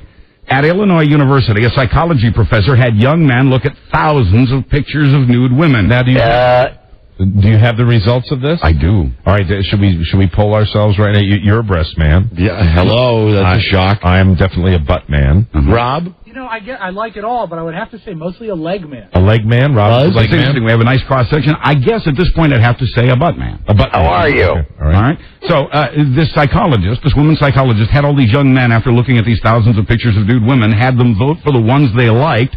And Time goes on. She could then see how their tastes ran. She was disappointed, she says, to see that there really are just 3 categories. Right. And then she gave the guys personality tests to see how that would match up. And here are your answers. Where did you get that nickname? Guys who like busty women. That would be me. I do. Prove to be outgoing, show-offy, independent, right, and not so inclined to help other people. Well, yeah. Leg man. I mean, I'm not really outgoing. Actually, I'm introverted, but all the other stuff I'd say. You do help other people. But you're showy. You just don't. Yeah, all that. Yeah, I'm guilty. You're a show business guy. And Rob was the leg man. Rob says he's a leg man. Leg men were found in this study to be willing to help others, and yet they are still socially active, still fairly outgoing. Yeah, that's right. Men who answer the call of the booty were very organized, but lacking in self. Michael Mirror. But lacking in self-confidence and socially needy. They need the company of other people. Wrong, and wrong. Yeah, well, maybe they should continue the study. Yeah, that's true. Well, it's a study about women. Right. So you just figured it'd be a good excuse to play the new jingle. Yeah, well, we don't have a regular jingle like I've been playing for all of us. Here's the jingle for our producer who has all of those attributes.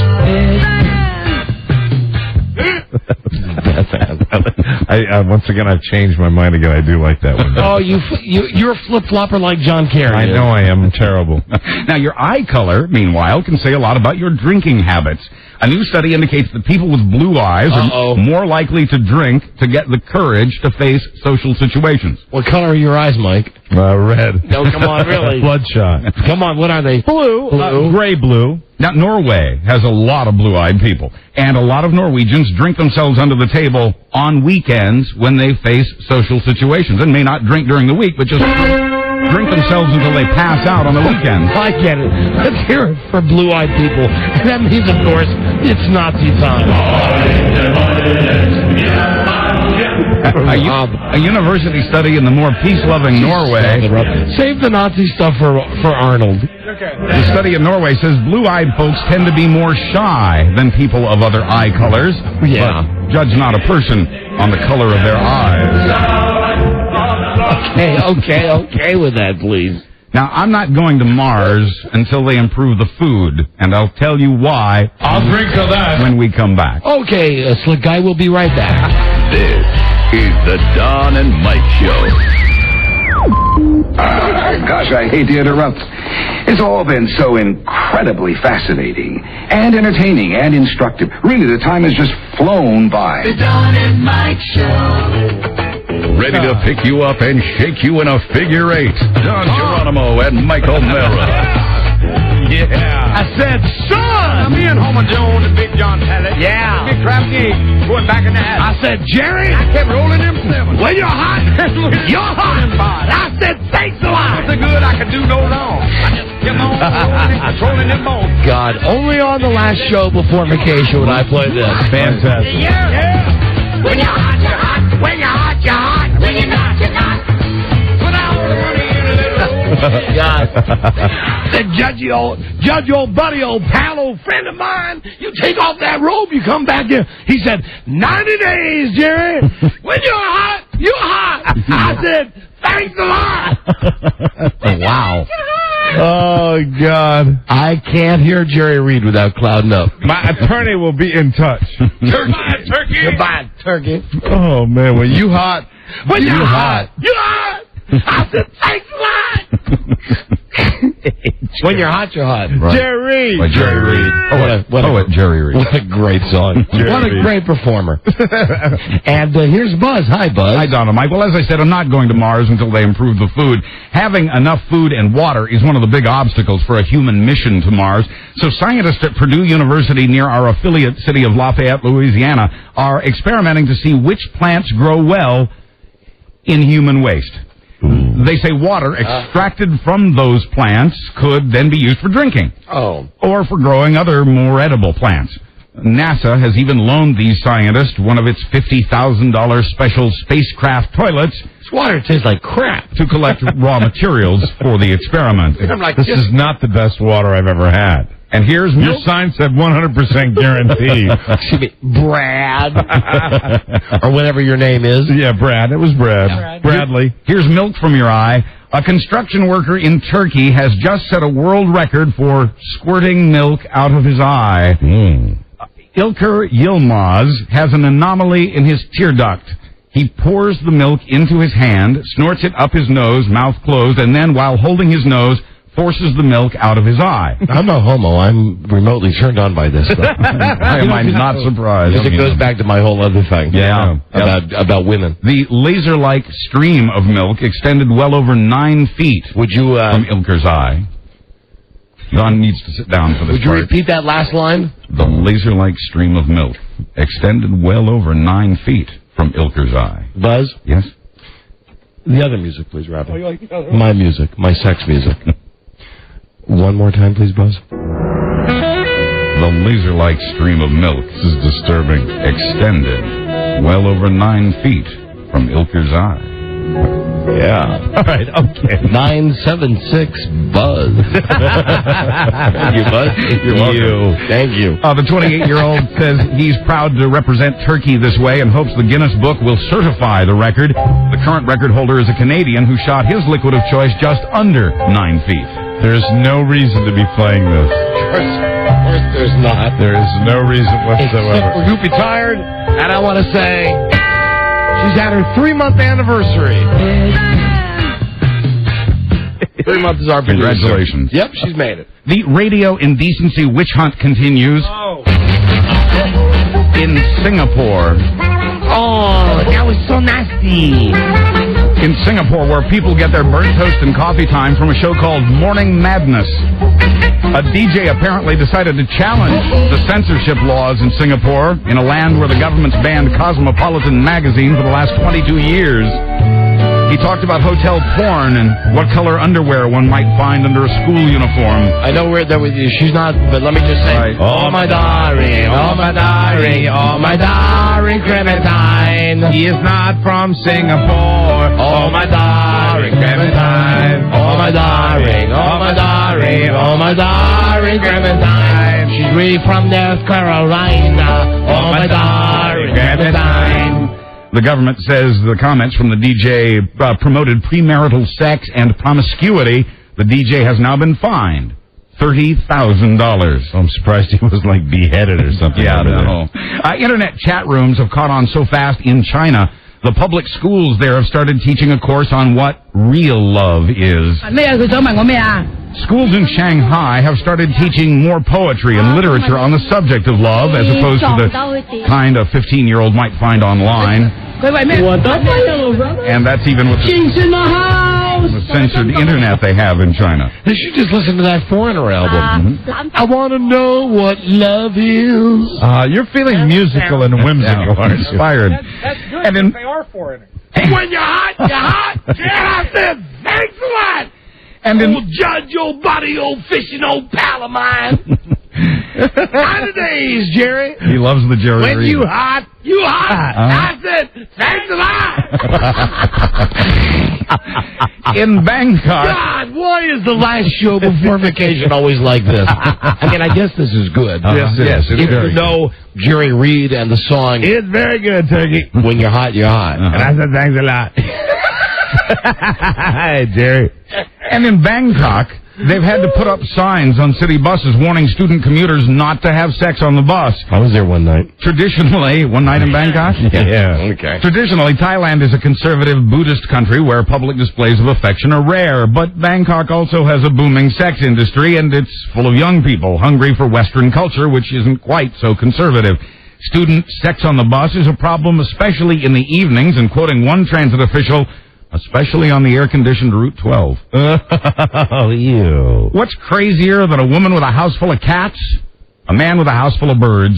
Dateline Evansville, Indiana, where the only thing that outweighed the 80 birds was the coating of bird droppings that covered the floors and the furniture. Oh, come on in. Stay cool. Thanks. Take your shoes off. It was so foul, officials took away the man's 11-year-old son. I see fish. The house was condemned for human occupation by firefighters in hazmat suits. There were so many parakeets, parrots, and cockatiels, the animal shelter couldn't take them all. I see fish. So officials left the birds in the house for now. Just leave them in there. Well, perhaps we could introduce the Birdman of Evansville to the cat lady of St. Clair, Missouri. Officials found 250 animals at her place, most of which were cats. It's already cost the Humane Society $100. Look at the size of that one. Oh, my God, Jerry. When you hot, you hot. How's the thing alive? It's already cost the Humane Society $100,000 to care for all those animals. People who fill their homes with animals are called animal hoarders. This woman now faces animal abuse charges. What the hell are they putting in their cat sound effect. Goldschlager? Look at this house, you guys. Look at this animal. All we need now is When You're Hot by Jerry Reed, and I think the show will officially have careened out of control. Look at these animals. The woman now faces animal abuse charges along with a charge of failure to dispose of a dead animal. It's enough to drive a monkey to smoke, as Don told you the other day. And finally, an update on the college students. Never mind, Rob. We'll let it go. Wait until Christmas time. Till our next vacation. Then we'll end with When You're Hot, You're Hot, and all the animal sound effects. That is a request, and I hope you remember that. Happy holidays, everybody. We'll look forward. Finally, an update on the college student who was arrested for clogging the toilet at a rest stop in Montana. He said, he said nature called. The park ranger said it was vandalism. The student admits he wasn't feeling well and needed lots of paper product. His mother went public with this story to, quoting her, bring the injustice to light. And the town of York, Pennsylvania, like a lot of towns its size, has a money crisis. Quoting a city councilman, we can't even afford toilet paper. Problem solved for now. Someone has donated anonymously a case of the stuff.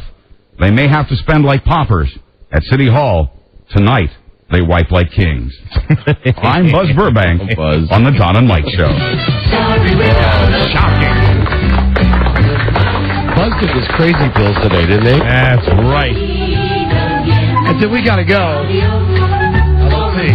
Thanks to Dave Price. Yeah. From The Early Show. Very nice man, and he made an offer to be a regular visitor on this show. The Early Show, that's his show on CBS. That's it. We got to go. Be safe. Have a great Labor Day holiday, everybody. We'll be back on Monday, September 20. Yes, that's right.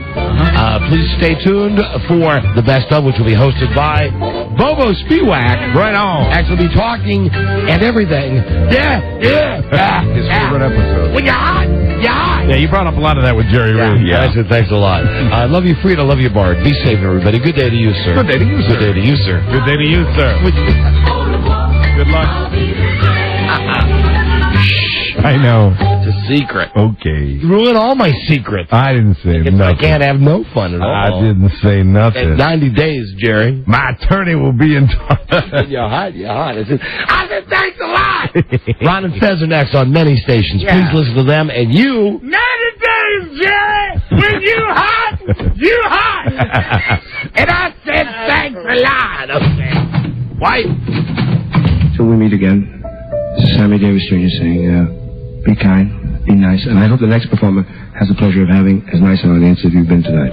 And let me leave you swinging. This is the Don and Mike Show.